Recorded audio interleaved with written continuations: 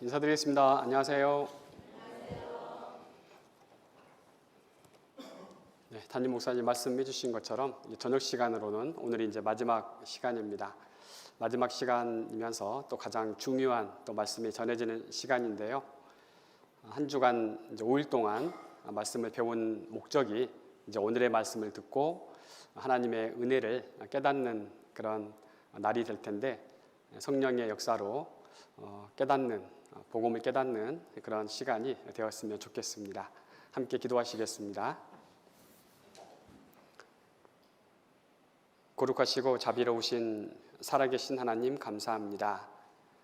하나님께서 이번 한 주간 또 성경 강연을 허락하시고 하나님이 어떠한 분이심을 알려주시고 하나님 앞에 저희의 신분이 어떤지, 죄인이라는 신분을 가지고 태어나 그 결과가 무엇인지, 비참한 형벌을 받을 수밖에 없는 저희의 운명을 알게 해주셨습니다.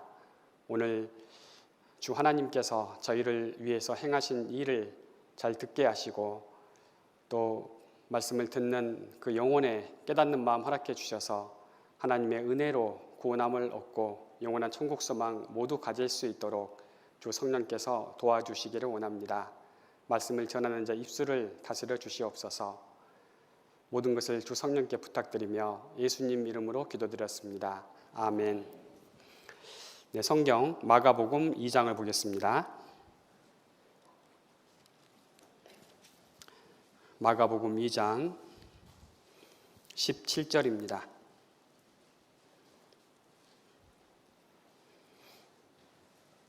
네, 앞에 화면에도 나와 있고요. 마가복음 2장 17절 함께 읽겠습니다. 예수께서 들으시고 저희에게 이르시되 건강한 자에게는 의원이 쓸데없고 병든 자에게라야 쓸데있느니라.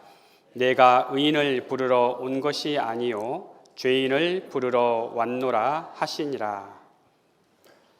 네, 예수님께서 세리 마테우 집에서 이제 식사를 하시는데 바리새인과 서기관들, 유대 종교가들이 예수님께서 죄인들과 그리고 세리들, 역시 죄인 취급을 받는 무리들인데요, 존경받는 이 선생께서 죄인과 세리들과 함께 식사를 나누시는 것을 보고 판단이 들었습니다. 어찌하여 세리와 죄인들과 함께 먹는가라고 판단하니까 예수님께서 들으시고 저희에게 말씀을 하셨습니다. 건강한 자에게는 의원이 쓸데없고 병든 자에게라야 쓸데있느니라. 당연한 말씀을 하셨죠. 건강한 사람에게는 그 당시에 정말 의원이 쓸데없고 병든 자에게 필요했습니다. 그리고 말씀하셨습니다. 내가 의인을 부르러 온 것이 아니요 죄인을 부르러 왔노라 하시니라. 그래서 예수님이 이 땅에 오신 목적, 의인을 부르러 온 것이 아니라 죄인을 부르러 왔다고 말씀하셨습니다.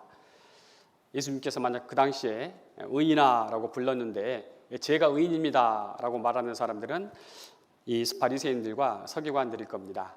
반면에 죄인아라고 불렀다면은 이 죄인들과 또 세리들, 창기들이 제가 죄인인데요 라고 고개를 숙이면서 예수님 앞에 나와왔을 겁니다. 사람들이 볼 때는, 그 당시에 사람들이 볼 때 바리새인과 서기관들은 정말 존경받고 하나님을 잘 믿고 그래서 의인처럼 살아가는 그런 모습이었기 때문에 의인이라고 불러도 괜찮았을지도 모릅니다. 그리고 자신들도 손가락질하는 그런 세리와 창기들은 죄인의 신분을 가지고 죄인이라는 그런 삶을 살고 있었기 때문에 죄인이라고 불러도 전혀 또 틀리지 않은 그런 모습이었습니다. 그런데 예수님께서 이 땅에 오셨을 때 예수님의 시각으로 볼 때는 바리새인과 서기관들 그리고 죄인과 세리들, 창기들 모두 동일한 죄인이고 오히려 죄인인 것도 모르고 죄인이면서도 자신이 거룩한 의인인 척 그렇게 꾸미고 살아가는 이 바리새인과 서기관들을 예수님은 더 안타까워하셨을 수도 있습니다. 예수님은 모든 사람이 구원을 받길 원하시고 하나님 아버지의 마음이었고 그래서 모든 사람을 구원하시려고 세상에 오셨습니다. 그래서 죄인을 부르러 오셨습니다. 죄인이 아닌 사람이 없었기 때문입니다. 모두가 죄인이었기 때문에 모든 사람이 구원받기를 원하는 하나님의 간절한 마음이 이 땅에 예수 그리스도를 오시게 했고, 그리고 예수님께서 내가 의인을 부르러 온 것이 아니요 죄인을 부르러 왔다라고 그렇게 말씀하시도록 했습니다. 그래서 오늘은 이제 복음, 복된 소식을 함께 또 성경을 통해서 생각해 보겠습니다. 성경을 통해서 이제 첫째 날, 둘째 날, 그리고 어제는 죄와 심판에 대해서 함께 생각해 봤습니다.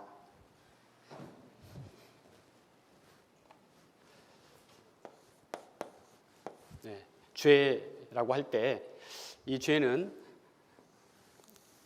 일반적으로 사람들이 생각할 때는 죄를 지어야 죄인이 된다라고 생각하지만, 이 죄는 이제 죄인이 짓는 것이다라는 사실을 어제 우리가 알게 됐습니다. 그래서 왜 모든 사람은 또 죄인이 되었는가라는 부분인데요. 그것은 이제 아담으로 인해서 인류의 대표 아담 한 사람으로 인해서 아담이 범죄함으로 모든 후손들에게 죄의 기질이 이어졌고, 태어나면서부터 모든 사람은 죄인으로 태어나게 되었습니다. 그런데 중요한 것은 이 죄가 반드시 대가를 치러야 한다는 거죠. 죄의 삭슨, 사망이었습니다. 그래서 죄는 심판을 받아야 한다는 건데, 그래서 사람은 죄인이기 때문에 죄를 짓는 것이고, 죄인이라는 이 신분은 지옥 갈 사람의 대명사라고 그렇게 이야기를 합니다.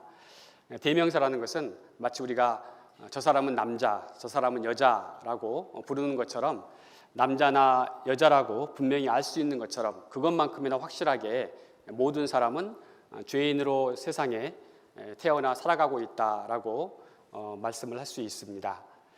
그래서 죄인은 지옥 갈 사람이라고 하는 그런 대명사라고 할 수 있고요. 마치 혈액형이 사람에게 분명하게 나타나는 것처럼 A형이 있고 B형이 있고 AB형이 있고 O형이 있는 것처럼, 사람은 분명하게 죄인의 기질을 가지고 세상에 태어났고 죄를 짓고 살아가고 있다는 겁니다. 또 남자나 여자만큼이나 그 성냄새체가 XX면 여자고 XY면 남자인데, 그것만큼이나 분명하게 사람이 가지고 있는 것은 바로 죄성이라고 하는 죄의 기질을 가지고 있고, 그 죄가 이제 살아가는 가운데 나타나고 있다는 겁니다. 하나님이 보실 때 죄인이라고 말씀하시는 것은 사람이 볼 때는 죄를 지어야 죄인처럼 여겨지기 때문에 잘 모르지만, 하나님은 마음을 보시기 때문에 마음을 보시고, 만물보다 거짓되고 심히 부패한 것이 누구 마음이에요? 내 마음, 사람의 마음이기 때문에 사람은 죄인이니까 더러운 마음을 갖게 되었고, 여기서 온갖 악한 생각들이, 악한 죄들이 나온다라고 말씀하셨습니다. 죄의 값이 사망이라는 것은 둘째 사망, 지옥, 불못을 뜻하고 있습니다. 그래서 하나님께서 이러한 사실을 깨닫게 하시기 위해서 율법을 주셨습니다. 하나님의 법에 비추어 봤을 때 모든 사람은 하나님의 기준을, 하나님이 정하신 그런 율법을 어기며 살아가고 있는 것이고, 십계명만 이렇게 비추어 보더라도 그 어떤 사람도 십계명의 단 한 계명도 제대로 지킬 수 없다는 것을 알게 됩니다. 그래서 율법을 주신 목적은 이제 깨달으라고 주셨습니다. 마치 우리가 얼굴에 뭐가 묻었으면 거울을 보고 뭐가 묻었는지 알 수 있고, 그리고 이제 씻고자 하는 마음이 드는 것처럼, 율법은 마치 거울처럼 우리에게 양심을 비추는 그런 거울이 됐습니다. 그래서 율법에 비추어서 나 자신이 죄인이라는 것을 깨닫게 된다면, 우리는 율법에다 얼굴을 비벼대면서 얼굴을 씻는 게 아니죠. 얼굴에 더러운 것이 묻었다는 것을 거울로 확인하면 이제 물에 가서 씻는 것처럼, 하나님께서는 우리가 율법을 통해서 자신의 더러움이 발견되면, 죄인이라는 것을 깨달으면 하나님의 은혜의 말씀으로 이제 씻음을 받기를 원하십니다. 그래서 하나님께서 우리 죄를 어떻게 용서해 주셨는지 그 부분을 오늘 함께 생각해 보겠습니다.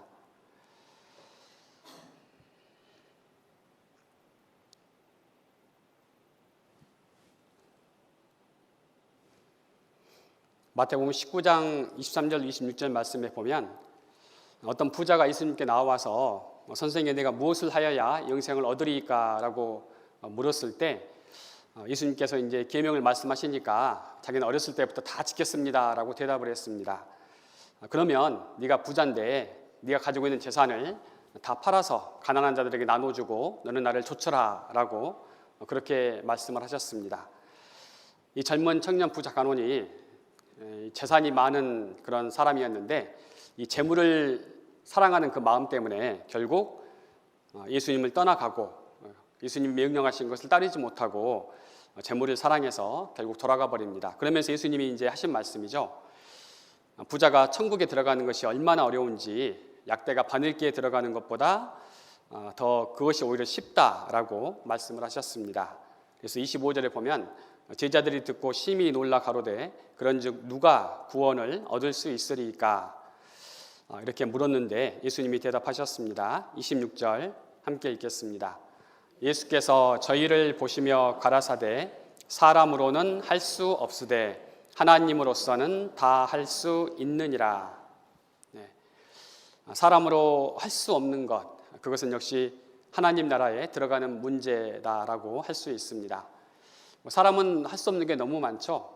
스스로 창조주가 아니기 때문에 어떠한 재료가 없이는 무언가를 만들어낼 수 없는 그런 존재입니다.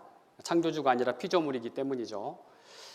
그래서 생명을 창조할 능력이 사람에게는 없습니다. 그리고 죽음을 피할 능력도 없다는 거죠. 죽음은 반드시 사람이 맞이해야 됩니다. 그런데 죽음 이후의 세상이 있다는 것 분명히 말씀하고 있고 죽음 이후에 이제 천국에 갈 수 있는 문제, 그것은 사람이 할 수 있는 것이 아닙니다. 무엇보다 그것보다 먼저 중요한 것은 사람에게 죄가 있다는 것, 죄인으로 태어났다는 것. 그래서 어떻게 그것을 이제 극복해내느냐, 죄인이라는 신분을 벗어나는 문제, 또 죄를 없애는 문제, 사람이 할 수 없는 그런 일입니다. 그래서 사람은 할 수 없지만 하나님으로서는 다 할 수 있느니라라고 말씀을 해주셨습니다. 죄에 대한 부분을 좀 더 복습을 해보면요, 나는 하나님 앞에 어떤 죄인인가요? 라고 묻는다면 태어나면서부터 죄인이다. 맞나요? 네, 맞죠. 죄를 많이 지은 죄인입니다. 맞죠. 그리고 하나님께 심판받을 죄인입니다. 이것도 맞습니다. 그리고 지옥 가게 될 죄인이다. 이것도 맞습니다. 이사야 59장 1절에서 3절 어제도 잠깐 살펴보긴 했는데요. 여호와의 손이 짧아 구원치 못하심도 아니요 귀가 둔하여 듣지 못하심도 아니라. 2절만 함께 읽겠습니다. 오직 너희 죄악이 너희와 너희 하나님 사이를 내었고 너희 죄가 그 얼굴을 가리워서 너희를 듣지 않으시게 함이니. 그러면서 손과 손가락, 입술과 혀, 가장 우리가 많이 죄를 짓는 그러한 육신의 지체들을 말씀하고 있습니다. 자, 죄 때문에 하나님과 우리 사이가 갈라지게 되었다. 하나님 우리를 듣지 못하시게 되었다. 도우실 수 없는 그런 상황이다라는 것을 말씀하고 있습니다. 죄가 구원을 막는다라는 것을 이렇게 비유로 좀 생각해 볼 수가 있는데요. 수도꼭지가 이제 상수도관을 통해서 오게 됩니다. 깨끗한 물이 오게 되는데 다른 집은 다 이렇게 물이 콸콸 쏟아지는데 우리 집은 물이 나오지 않아요. 상수도 관리 사업소에서 우리 집이 미워서 일부러 끊어버렸나 생각할 수도 있겠지만 실은 뭐가 문제가 있다는 거죠. 그래서 자세히 살펴봤더니 오물이 이 파이프, 물이 흐르는 그 통로에 이제 걸려가지고 물이 막혀 있는 겁니다. 그래서 죄가 구원을 막는다라는 부분을 이렇게 깨끗한 물이 상수도를 통해서 이렇게 파이프를 통해서 공급이 되어야 되는데 오물이 막고 있으면 나오지 못하는 것에 비유할 수 있습니다. 그래서 구원이 우리에게 정말 임해야 되는데 그것을 막는 것이 있다. 왜 하나님의 도우심이 우리에게 임하지 못하는가? 왜 우리는 천국에 갈 수 없는가? 라는 부분을 생각해 본다면 역시 죄가 가로막고 있다는 겁니다. 죄가 구원을 막고 있다는 것, 하나님과 우리 사이에 죄가 가로막고 있다는 것.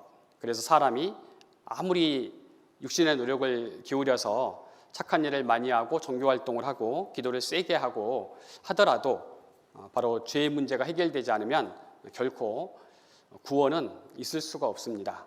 죄사함이 없는 구원은 절대 있을 수 없다는 겁니다. 죄가 처리돼야 됩니다. 죄가 없어져야 됩니다. 그래야 하나님과의 관계가 회복이 된다라고 할 수 있습니다. 이사야 64장 6절에 대저 우리는 다 부정한 자 같아서 우리의 의는 다 더러운 옷 같으며 라고 했습니다. 자, 의조차도 의는 이제 좋은 거죠. 선한 거라고 우리가 생각하고 있습니다. 하지만 이 선한 것도 하나님 보실 때는 위선이라는 겁니다. 사람이 하는 선은 거짓된 선이다라고 사람들 스스로 생각을 하고 있습니다. 그래서 원래 부정한 자이기 때문에 거기서 누가 깨끗한 것을 더러운 것 가운데 낼 수 있으리까 하나도 없나이다 라고 했는데 더러운 그 신분에서 더러운 사람에게서 깨끗한 것이 나올 수가 없기 때문에 다 더러운 옷 같다라고 말씀을 하셨습니다. 욥기 25장 4절에서 6절 말씀은 하나님 앞에서라는 것을 늘 우리가 기준으로 삼아야 된다는 것을 말씀을 하고 있습니다. 그래서 사람이 하나님 앞에서 어찌 의롭다 하며 부녀에게서 난 자가 어찌 깨끗하다 하랴. 하나님의 눈에는 달이라도 명랑치 못하고 별도 깨끗지 못하거든. 6절 함께 읽겠습니다. 하물며 벌레인 사람 구더기인 인생이랴. 네, 그래서 사람을 하나님 앞에서는 하나님이 보시기에는 벌레인 사람, 구더기인 인생으로 비유를 하고 계십니다. 자, 이렇게 구더기들이 옛날 재래식 화장실에 있습니다. 저도 이제 어릴 때는 이런 재래식 화장실을 썼기 때문에 구더기를 너무 쉽게 볼 수 있는 그런 어렸을 때 환경이었는데요.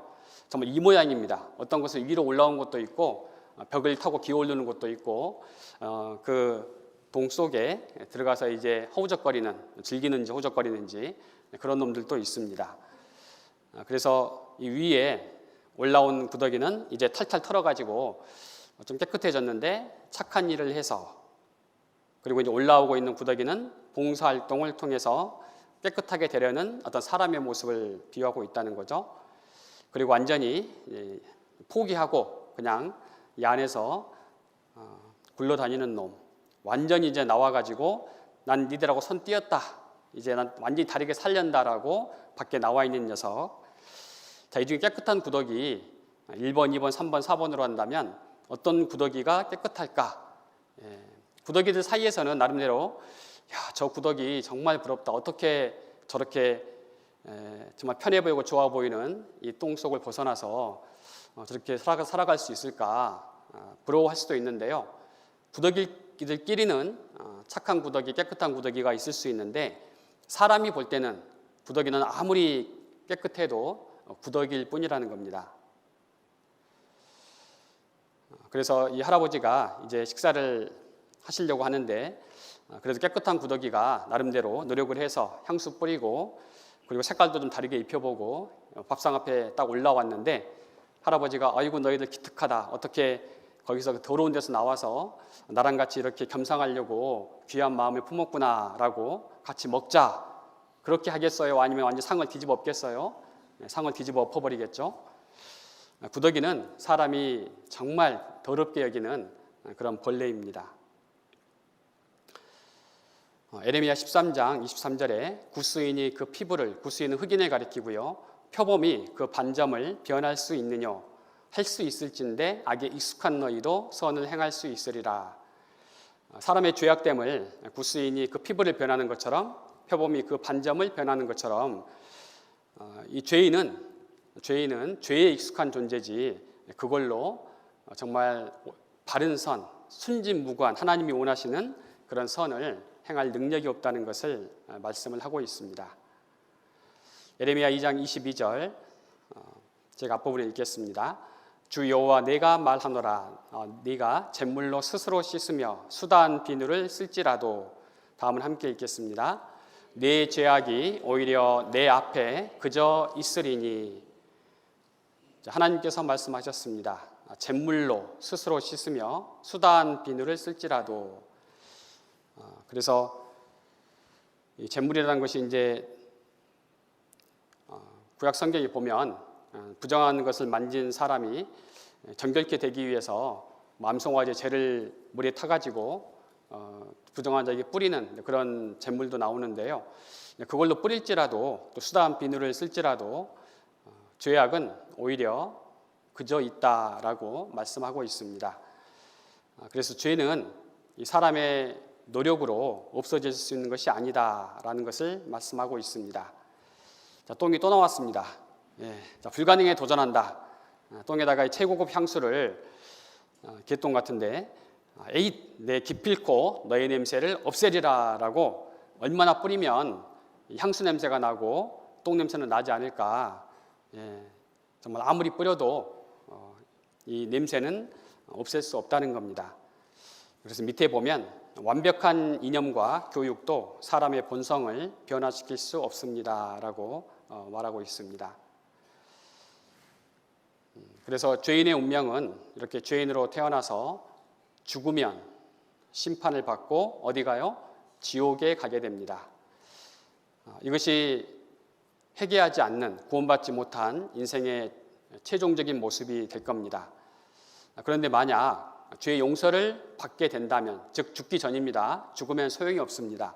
죽기 전에 죄의 용서를 받게 된다면 그 사람은 지옥 갈 운명에서 건짐을 받는 거죠. 구원을 받는 겁니다.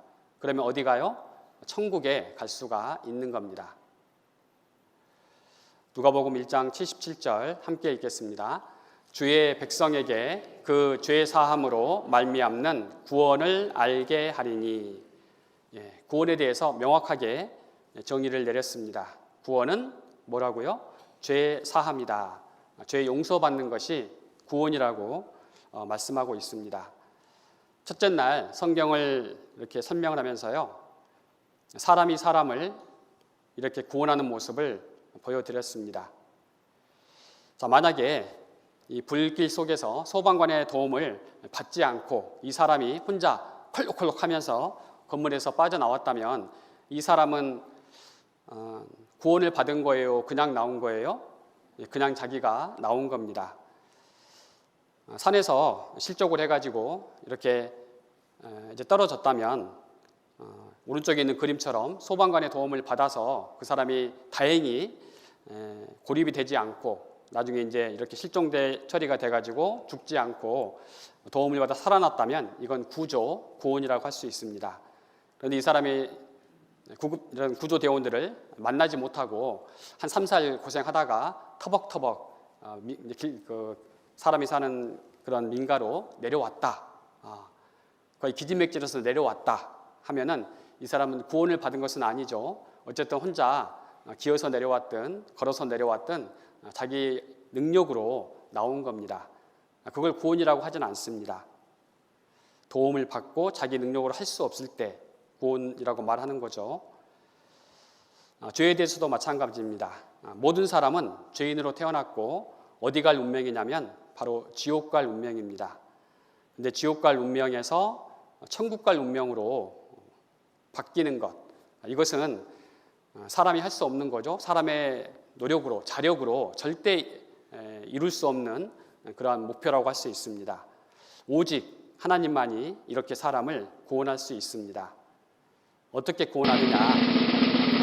하나님이 죄를 용서해 주심으로 그 사람이 구원을 받을 수가 있습니다. 그래서 만약 하나님의 도우심이 없이 사람이 열심히 정말 교회 다니고 착하게 살고 헌금 많이 하고 방언하고 기적을 베풀고 그래서 천국 갔다, 천국에서 그 사람을 봤다 한다면 구원이라는 말을 붙일 필요가 없는 거죠. 사람 스스로 자기 노력으로 천국 갈 수가 없기 때문에, 불가능하기 때문에 하나님께서 사람을 지옥 갈 그 운명에서 건져 주시는 것, 그것을 구원이라고 말할 수가 있습니다. 그래서 죄인 마땅히 하나님의 은혜로, 하나님의 능력으로 구원을 받아야 될 사람, 바로 죄인입니다. 그래서 예수님께서 내가 의인을 부르러 온 것이 아니요 죄인을 부르러 왔다라고 말씀하셨습니다. 어제는 앞부분에서 하나님의 성품에 대해서 시편 89편 14절을 저희가 함께 봤습니다. 의와 공의가 주의 보좌에 기초라라고 성경에서 말씀하고 있는데, 하나님의 성품 중에서 가장 두드러진 부분은 바로 하나님은 거룩하신 분이다라는 겁니다. 그래서 하나님은 법을 제정하셨고 죄에 대해서는 비록 오래 참으시긴 하지만 반드시 심판하시는 그런 성품을 가지고 계십니다. 그런데 하나님의 또 다른 성품이 있으시죠. 그것은 하나님의 사랑입니다. 그래서 요한일서 4장 16절에도 보면, 앞부분만 함께 읽겠습니다. 하나님이 우리를 사랑하시는 사랑을 우리가 알고 믿었노니 하나님은 사랑이시라. 네, 거기까지요. 그래서 하나님은 사랑이시다라는 것을 어떻게 믿느냐, 알고 믿었노니라고 말씀하고 있습니다. 그래서 이번 시간은 하나님이 사랑이시라는데 어떻게 우리를 사랑하셨는지, 어떻게 지옥 갈 죄인을 사랑하셔서 건져 주셨는지, 구원해 주셨는지를 함께 생각해 보겠습니다. 하나님이 사랑이시라는 것은 하나님이 지으신 만물 가운데 잘 나타나 있습니다. 그래서 God is love라고 하고요. 이런 피조물에도 그런 사랑이 나타나 있죠. 물론 이런 오리는 본 적이 없지만 충분히 이런 사랑을 오리 엄마는 새끼들에게 나타내 줄 수 있을 겁니다. 이렇게 업고 가고 차가 오든 말든 새끼들에게 젖을 먹이고, 그리고 사자도 쥐 새끼는 예뻐하고 악어도 쥐 새끼를 이렇게 예뻐합니다. 가시고기의 그 부성애는 잘 아실 겁니다. 알을 이제 낳게 되면 이 수컷이 부화를 시키는데 아주 오랜 기간 동안 새끼 그 알에다가 공기를 이렇게 비늘봉투에 넣어주고, 그리고 부화할 때까지 계속 그 자리를 떠나지 않습니다. 그래서 다른 물고기들에게 잡혀먹지 않도록 보호하고, 그리고 새끼들이 이제 다 부화한 후에는 자기 이제 몸이 아무것도 먹지 않았기 때문에 시름시름 이제 약해지다가 결국 죽게 되는데, 자기 몸을 새끼들을 위해서 먹이로 내어주는 그런 모습을 보이잖아요. 완전한 헌신, 희생입니다. 이 가시고기 아비가 누구한테 그걸 뭐 배웠겠어요? 원래 그렇게 생겨 먹은 겁니다. 그렇게 하나님께서 넣어주셨고, 이 가시고기를 통해서 사람은 하나님의 은혜를 잊지 말라고, 하나님께서 그렇게 죄인을 사랑하셨다는 것을 잊지 말라고 모형으로 이렇게 보여주신 겁니다. 여자의 일생을 다시 보는 것 같은데요. 아이로 태어나서 아이를 자라서 이제 결혼해서 아이를 낳고 또 나이가 들어서 결국 죽게 되는데, 참 수고하는, 희생하는 그런 일생의 모습이다라고 할 수 있습니다. 사람은 희생을 할 수 있습니다. 어떤 사람을 위해서 자기 몸을 돌보지 않고 자신의 목숨, 재산, 명예 따위를 바치거나 버리는 것을 희생이라고 하는데요. 보시는 영상에서 할머니가 손자를 위해서 희생하는 모습을 잠깐 생각해 보시겠습니다.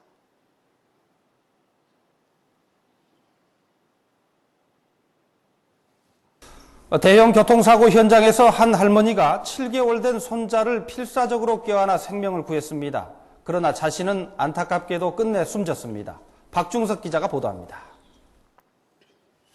40톤짜리 탱크로리와 부딪힌 시내버스입니다. 의자가 뜯겨나갈 만큼 큰 충격으로 2명이 숨지고 11명이 크게 다쳤습니다. 처참했던 사고버스에 타고 있던 생후 7개월 된 남자 어린이입니다. 대형 사고를 당했다고는 믿기지 않을 만큼 가벼운 타박상만 입었습니다. 목숨까지 내던진 할머니의 필사의 노력이 있었기에 가능했던 기적이었습니다. 버스에 탔던 53살 편희순 씨는 탱크로리와 부딪히는 사고 순간 자신의 몸으로 어린 손자를 필사적으로 껴안았습니다. 안고, 할머니가 안고 자기 옷을 이렇게 싸매고 있었어. 싸매고 안고 있었어. 위기의 순간 손자를 구한 편 씨였지만 자신은 머리 등을 크게 다쳐 끝내 숨졌습니다. 아기라도 잘 살았으니까 부모님 못까지 잘 키워야죠. 할머니의 지극하고 애틋한 사랑이 손자의 귀중한 생명을 지켜냈습니다. KBS 뉴스 박중석입니다. 네. 기자도 할머니의 그 애틋한 사랑이 손자의 생명을 살리게 되었다라고 말하고 있습니다. 그래서 자신이 죽어서 다른 생명을 살리는 그런 모습들, 이 할머니에게는 사랑이 그 바탕이 되었습니다. 손자를 위해서 할머니는 충분히 그러한 마음도 품고 그렇게 손자를 살리려고 자신의 생명을 내어줄 수 있는 그런 사랑이 분명히 있습니다. 하나님은 우리 아버지시라고 말씀하고 있습니다. 이사야 64장 8절에 보면 그러나 여호와여 주는 우리 아버지시니이다. 우리는 다 주의 손으로 지으신 것이라 라고 하나님 우리를 지으신 것을 바로 하나님이 우리 아버지가 되신다는 것으로 그렇게 말씀하고 있습니다. 또 우리 육체의 아버지가 우리를 징계하여도 공경하였거든 하물며 모든 영의 아버지께라고 또 말씀하고 있습니다. 그래서 하나님 아버지를 말씀하고 있는 거고요. 우리 모든 사람에게 영혼을 넣어주신 분 바로 하나님이십니다. 그래서 육체를 지으신 분도 하나님 아버지이시고 영을 주신 분도 하나님 아버지시라고 말할 수가 있는데, 그러니까 당연히 우리가 생각할 수 있는 것은 가시고기가 보여준 그러한 제가 말씀드린 부성애의 그 모습이 결국 하나님께서 어떠한 분이신지 우리에게 보여주시는 그런 일이다라고 할 수 있습니다. 하나님도 우리를 그렇게 사랑하신다라는 사실을 우리가 마음에 생각했으면 좋겠습니다. 자, 우리의 죄 문제 어떻게 해결할 수 있을까? 정말 사람들이 아무리 열심히 착하게 살더라도 죄는 사람의 노력으로 없어질 수가 없습니다. 사람이 죄를 짓는 것에는 정말 능숙하지만 죄는 얼마든지 능수능란하게 짓는 존재이지만 죄를 없애는 일에 있어서는 정말 무능한, 아무것도 행할 수 없는 그런 존재가 바로 죄인입니다. 그래서 하나님께서 이 땅에 아브라함을 택하신 것도 하나님 자신을 계시하셔서 사람이 구원을 얻기 위한 그런 통로로 그 역사를 시작하셨거든요. 그래서 이제 이스라엘을 통해서 하나님의 백성을 이제 시작하시고, 그리고 이스라엘 통해서 이제 성경도 주시고, 그리고 성경 속에 어떻게 하면 죄인이 그 죄를 용서받는지 그것에 대한 하나님의 법도 알려주셨습니다. 그 법이 바로 대속법이라고 합니다. 아까 할머니가 손자를 위해서 대신 자기의 생명을 내어주셨잖아요. 대신 죽으신 겁니다. 마찬가지로 하나님께서도 우리가 죄 때문에, 죄의 값은 뭐예요? 사망인데 그 사망을 피할 길을 사실 준비를 해 주신 겁니다. 이스라엘은 하나님의 백성입니다. 그런데 하나님께서 그 백성들을 지옥 가는 것을 원치 않으십니다. 그래서 그들이 태어나면서부터 죄인이라는 걸 아시기 때문에 죄를 짓고 나서 하나님과 이제 화목하는 게 필요했거든요. 하나님의 진노를 피하려면 그들 역시도 그 죄 문제를 반드시 해결해야 했습니다. 그래서 하나님 편에서, 사람 편에서 생각해낸 게 아니라요, 하나님 편에서 알려주셨습니다. 가장 중요한 원칙은 이겁니다. 레위기 17장 11절에 아주 중요한 말씀이니까요, 함께 읽겠습니다. 육체의 생명은 피에 있음이라. 내가 이 피를 너희에게 주어 단에 뿌려 너희의 생명을 위하여 속하게 하였나니 생명이 피에 있으므로 피가 죄를 속하느니라. 그래서 육체의 생명은 피에 있다라는 사실이 의학기술이 발전된 우리 시대에도 사람들이 이제 인공 심장도 만들고 인공 다른 장기들도 다 만들어냈지만 피는 여전히 사람이 만들어낼 수가 없습니다. 그래서 이제 수혈을 받는 거죠. 또 수혈을 통해서 또 공급을 해줍니다. 그래서 육체의 생명이 피에 있다는 거 3,500년 전에 레위기에 기록하셨고, 근데 이 피하고 뭐하고 연결시키셨냐면 피가 죄를 속하느니라라고, 그래서 갚을 속자죠. 죄값이 있는데 그 죄값을 갚아주는 것이 바로 피라고 말씀을 하고 있습니다. 그래서 피와 생명이 연결되어 있고 피가 죄를 속하기 때문에요. 이제 생명이 피 흘려 죽는 것을 통해서 죄 값이 지옥 갈 죄인이 이제 그 죄를 용서받는 것을 말씀을 하고 있습니다. 자, 이 대속법에 대해서 좀 더 살펴보겠습니다. 누가 천국에 갈 수 있을까? 착한 사람, 교회 다니는 사람, 불우한 이웃을 잘 도와주는 사람, 종교인들 아니죠. 다 아닙니다. 천국에 갈 수 없고 지옥에 가게 됩니다. 그래서 중요한 것은 이러한 신분, 그러한 위치가 천국에 보내주는 게 아니라는 거죠. 사람의 노력으로도 갈 수 없다는 겁니다. 누가 천국에 갈 수 있는가? 죄 없는 사람이 천국에 갈 수 있다라고 성경은 말하고 있습니다. 그럼 죄 없는 사람이 있어요, 없어요? 죄 없는 사람이 없다는 게 문제죠.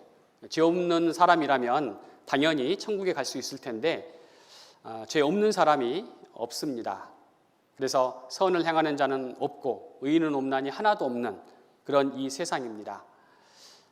그런데 하나님께서 사람을 지으신 목적은 천국에서 하나님과 영원히 함께 사는 것을 하나님께서 원하시고 또 그러한 목적으로 사람을 지으셨거든요.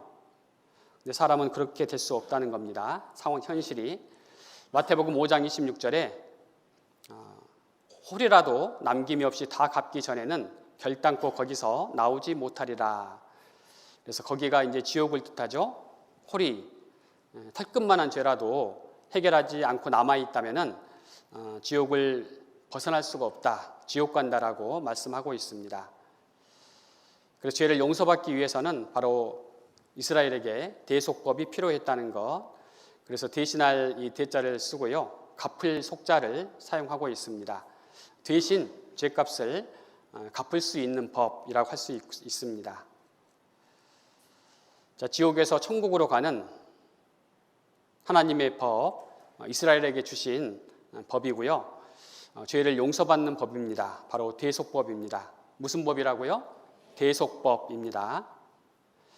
그래서 레위기 4장 27절에서 31절에 보면 평민이 이제 죄를 지었을 때, 부지 중에 지었을 때입니다. 그래서 자신도 모르게 죄를 지었다가 죄를 깨우치거든 이제 제물을 끌고 와가지고 안수하고 그 제물을 이제 잡고 피를 번제단 뿔에 바르고 그리고 이제 다 또 불에 태워서 그리고 제사장이 그를 위해서 속죄한즉 사함을 얻으리라라고 말씀을 했습니다. 조금 이제 나중에 그림으로 살펴볼 텐데요. 히브리서 9장 22절에도 율법을 좇아서 거의 모든 물건이 피로써 정결케 되나니 다음은 함께 읽겠습니다. 피 흘림이 없은즉 사함이 없느니라. 그래서 피 흘림이 없은즉 사함이 없느니라. 피 흘리면 사함이 있다라는 것을 말하고 있습니다. 그래서 이제 아까는 평민의 경우를 잠깐 이렇게 우리가 봤고요. 이제 그림으로 사실 이제 평민의 어떤 모습이라고 좀 그림은 해당되는 것 같은데 여러 가지 경우를 이렇게 예를 들어도요 다 동일한 그런 코스입니다. 가장 중요한 것은 죄를 깨닫는 것이 필요합니다. 죄를 깨닫는 것. 깨닫는다는 것은 내가 하나님 앞에서 죄를 지었구나라는 것과 함께 이 죄 문제를 해결하지 않으면 하나님의 심판을 면할 수 없다라는 것.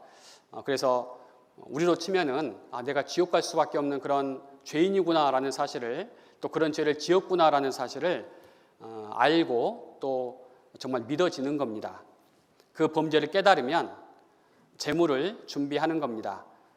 그래서 여기서 이제 회중의 죄를 위해서 속죄제를 수송아지로 가져가는 모습이고요. 그리고 성막이라는 곳에 가게 됩니다. 이 성막은 거룩한 그런 막이라고 할 수 있고 여기에서 이 죄를 위한 제사가 드려짐으로 인해서 하나님께서 사람을 받아주시는, 죄인을 받아주시는 그러한 장소가 됩니다. 자, 안수를 하게 됩니다. 여기 이제 오른쪽에 보면 사람은 무슨 색으로 되어 있어요? 검정색, 옆에 제물은 하얀색으로 이렇게 표시가 되어 있습니다. 이제 말씀은 이제 수송아지 머리라고 되어 있는데 이제 평민의 경우는 그냥 이렇게 양이라고 생각하시면 됩니다. 그래서 안수를 한다는 것은 두 가지 의미를 가지고 있습니다. 같다라는 것, 안수한 대상과 그리고 이제 안수를 하는 사람과 같은 그런 동일선상 이제 그런 의미를 가지고 있고요. 그리고 이제 전가라고 하는 옮겨지는 것, 안수를 통해서 이 사람의 죄가 이 재물에, 이 짐승에 옮겨지는 것을 동시에 의미합니다. 그래서 하나님, 이 저의 죄를 이 짐승에게, 죄를 대신해서 죽을 짐승에게 정말 이제 이렇게 옮깁니다라고 안수합니다라고 기도를 하겠죠. 그러면 이제 이렇게 된다는 겁니다. 색깔이 바뀌었죠. 그래서 시커맸던 죄인의 모습이 하얗게 바뀌었고 하였던 이 재물이 시커먼 것으로 바뀌었습니다. 그러면 이제 대속법에 따라서 대신 죄가 옮겨진 이 희생 제물이 죽어야 됩니다. 그것을 여호와 앞에서 잡을 것이요라고 돼 있고, 잡을 때 뭘 흘려야 돼요? 피를 흘려야 됩니다. 그래서 이 피를 받아가지고 이제 여기는 대제사장의 모습인데, 일반적으로 제사장은 그것을 단에다가 피를 뿌리고 그리고 이제 나머지 것들은 태우는 그러한 과정을 겪게 됩니다. 그리고 제사장이 그것으로 회중을 위하여 속죄한즉 그들이 사함을 얻으리라. 이제 만세 부르고 있죠. 내 죄 드디어 해결됐다라고 만세를 부르는 겁니다. 여러분의 죄는 해결됐습니까? 아직 그대로 있습니까? 둘 중에 하나이시겠죠. 먼저 해결이 되신 분도 계실 것이고, 아직 해결이 되지 않고 내 죄 어떡하지? 이 죄를 해결하지 않으면 심판을 받아서 지옥 갈 텐데 그게 믿어지는데, 그런 생각을 가지신 분도 계실 겁니다. 좀 더 그림으로 편하게 간편하게 좀 설명하자면요, 시커맸던 죄인이 안수를 통해서 죄가 옮겨짐으로 인해서, 사실은 이 재물이 죽어야지 만세에 부르는데 여기선 요약, 초간단 요약을 해가지고 여기서부터 벌써 용서될 것을 믿고 만세를 부르는 그런 그림입니다. 여기는 이제 아주 구체적입니다.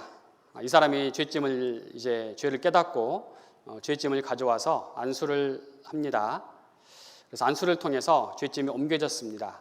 아직까지도 표정이 좋아지진 않았습니다. 근데 짐승이 죽음으로 인해서 이제 죄값이 치러진 거죠. 이 사람이 비로소 죄 용서를 받았다는 확신을 가지고 웃고 있습니다. 그전에는 약간 인상을 쓴 그런 모습이었는데, 이제 재물의 죽음으로 인해서 피 흘려 죽음을 알고 자기 죄가 용서되었다는 사실을 믿고 기뻐하는 그런 모습입니다. 그래서 죄 사함을 받기 위한 제사를 다시 한번 요약을 한다면, 먼저 죄를 깨달아야 한다는 것, 죄를 깨달아야 한다는 게 먼저고요. 그리고 이 대속 제물, 자기를 대신해서 죽을 그 제물을 준비해야 한다는 겁니다. 그리고 세 번째는 안수를 통해서 그 짐승에게 자기의 죄를 전가, 옮기는 그런 과정이 필요합니다. 그리고 이제 네 번째, 짐승은 그 사람을 대신해서 죽는 거죠. 그리고 피의 이 제사를 통해서 죄 사함을 얻게 됩니다. 그래서 어렵진 않죠. 이해하시겠죠? 아까 그림을 보시면, 생각하시면 또 쉽게 이해하실 겁니다. 자, 이것을 이스라엘 자손에게 이제 영원히 지킬 규례로 명령하셨습니다. 특별히 대속죄일이라는 그런 절기가 있어서 7월 10일에는 이스라엘 달력으로 이스라엘 모든 백성의 죄를 한날에 1년에 한 번씩 다 용서해버리는, 용서받는 그런 절기가 있었습니다. 그래서 이스라엘 자손의 모든 죄를 위하여 1년 1차 속죄할 것이니라. 바로 대속죄일인데요. 이때는 대제사장이 이스라엘 온 백성의 죄를 염소에게 담당시켜가지고 1년 동안 지은 이스라엘 온 백성의 죄를 염소에게 담당시켜서 염소가 대신 피 흘려 죽게 됩니다. 그러면서 죄 사함이 이루어지게 되고, 이때 용서되는 죄는 이제 7월 11일부터 7월 10일까지 여러 가지 죄들, 도둑질, 우상숭배, 간음, 불순종, 거짓말, 미워하는 죄 다 포함이 되는 거죠. 1년 동안 지은 이스라엘 모든 백성의 모든 죄라고 말할 수가 있습니다. 그래서 이 희생 제물의 피로 그 죄가 다 덮어진다는 겁니다. 이렇게 피 흘려 죽는 거죠. 자, 대속법, 죄가 옮겨져서 용서를 받는 겁니다. 대속죄를 다시 한번 좀 말씀을 드리자면, 자, 1년 동안에 지은 이스라엘 온 백성의 죄를 대신해서 이 대속죄일에 대제사장이 주관해가지고 제사를 드립니다. 2마리의 염소를 끌고 와서 한 마리를 이렇게 이제 잡고요, 이 피를 가져다가 언약궤 위에 뿌리게 됩니다. 그러면 이스라엘 모든 백성의 죄가 용서되었다는 그런 표시를, 그런 선언을 하게 되고요. 또 한 마리 염소를 또 안수를 통해 가지고 이 염소는 멀리 보이지 않는 곳에 이렇게 내어 보내는, 아사셀 염소라고 해서 내어 보낸다는 뜻인데, 그러한 어떤 과정을 겪게 됩니다. 시편 103편에 보면 동이 서에서 먼 것 같이 우리의 죄를 우리에게서 멀리 옮기셨으며 라는 말씀이 있는데, 그렇게 이스라엘 백성의 죄를 이제 사람들 눈에서 보이지 않게 그렇게 멀리 옮겨버리는 그런 절기가 있었습니다. 하지만 이 대속법은 불완전하다라고 성경에서 사실 말씀하고 있습니다. 피 흘려서 용서받으면 죄를 또 살아가면서 짓고, 그래서 또 피 흘려서 용서를 받았는데 그 죄를 용서받지 못하고 만약 죽게 된다면 조금 이제 불완전한 그런 모습이 있죠. 그래서 히브리서 10장 1절에는 이렇게 말씀하고 있습니다.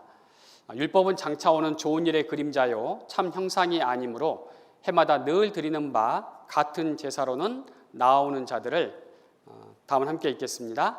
언제든지 온전케 할 수 없느니라. 그래서 여기서 말한 율법은 대속법을 말씀하는 거고요. 이것은 장차 오는 좋은 일, 정말 좋은 일이 있는데 그것에 대한 그림자다, 참 형상, 진짜는 아니다라고 말씀을 하셨습니다. 그래서 이 성막에서 이 희생 제물이 드려졌던 그 모습은 바로 이게 뭐예요? 십자가죠. 십자가는 누구를 가리키냐면 예수 그리스도를 가리킵니다. 참 형상이 무엇이냐? 자, 여기 왼쪽에 많은 희생 제물들이 있습니다. 그리고 오른쪽에 지금 이렇게 매달려 있는 그런 분이 계신데, 히브리서 10장 5절에 그러므로 세상에 임하실 때 가라사대 하나님이 제사와 예물을 원치 아니하시고, 다음은 함께 읽겠습니다. 오직 나를 위하여 한 몸을 예비하셨도다. 오직 나를 위하여, 이 나에 자기 이름을 넣으면 틀릴까요, 맞을까요? 예, 맞습니다. 그래서 우리는 다 나를 위하여라고 그렇게 읽으셨는데 여기에 자신의 이름을 넣어가지고 이 뒷부분만 오직부터 함께 읽겠습니다. 오직 양경준을 위하여 한 몸을 예비하셨도다. 예, 이 한 몸이 누구예요? 예, 예수 그리스도입니다. 그래서 예수 그리스도를 하나님께서 예비해 주셨습니다. 그리고 참 형상입니다. 그리고 완전한 제물이십니다. 그래서 구약 성경에 기록된 그 제사법, 그 많은 제물들, 그것은 모두 예수 그리스도를 가리키고 있다는 것. 그래서 예수님을 하나님께서 이제 이 땅에 보내주시고 예수님이 바로 나를 위한 희생 제물이 되셨다는 사실을 이제 함께 생각해 보겠습니다. 잠깐 10분 쉬었다가 계속하겠습니다.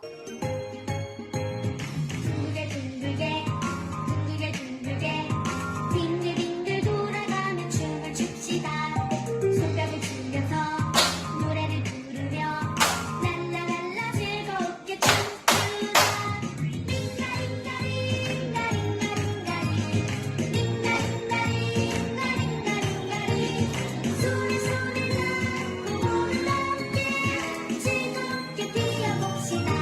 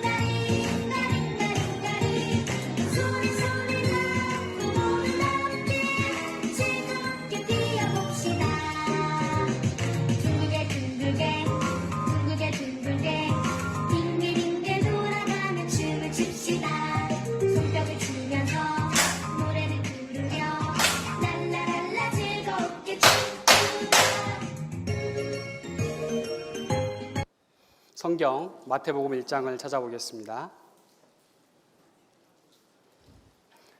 마태복음 1장입니다.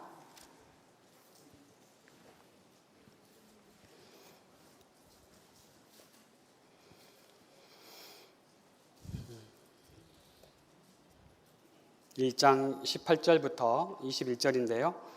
18절부터 제가 읽어드리겠습니다.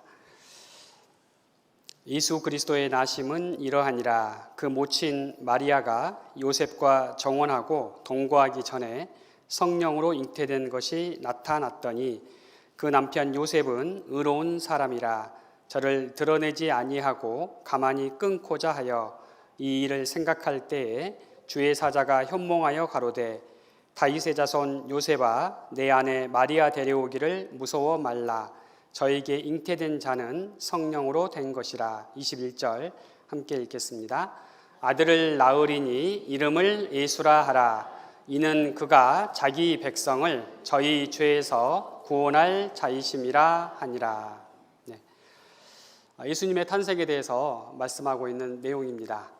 그래서 예수님은 조금 특별한 방법으로 임신이 되셨습니다. 마리아의 몸에요. 여기 보시면 뭘로 잉태됐느냐? 성령으로 잉태되었다라고 말씀하고 있습니다.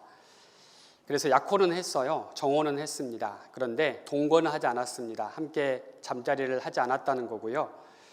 동거하기 전에 성령으로 잉태가 되어버렸습니다.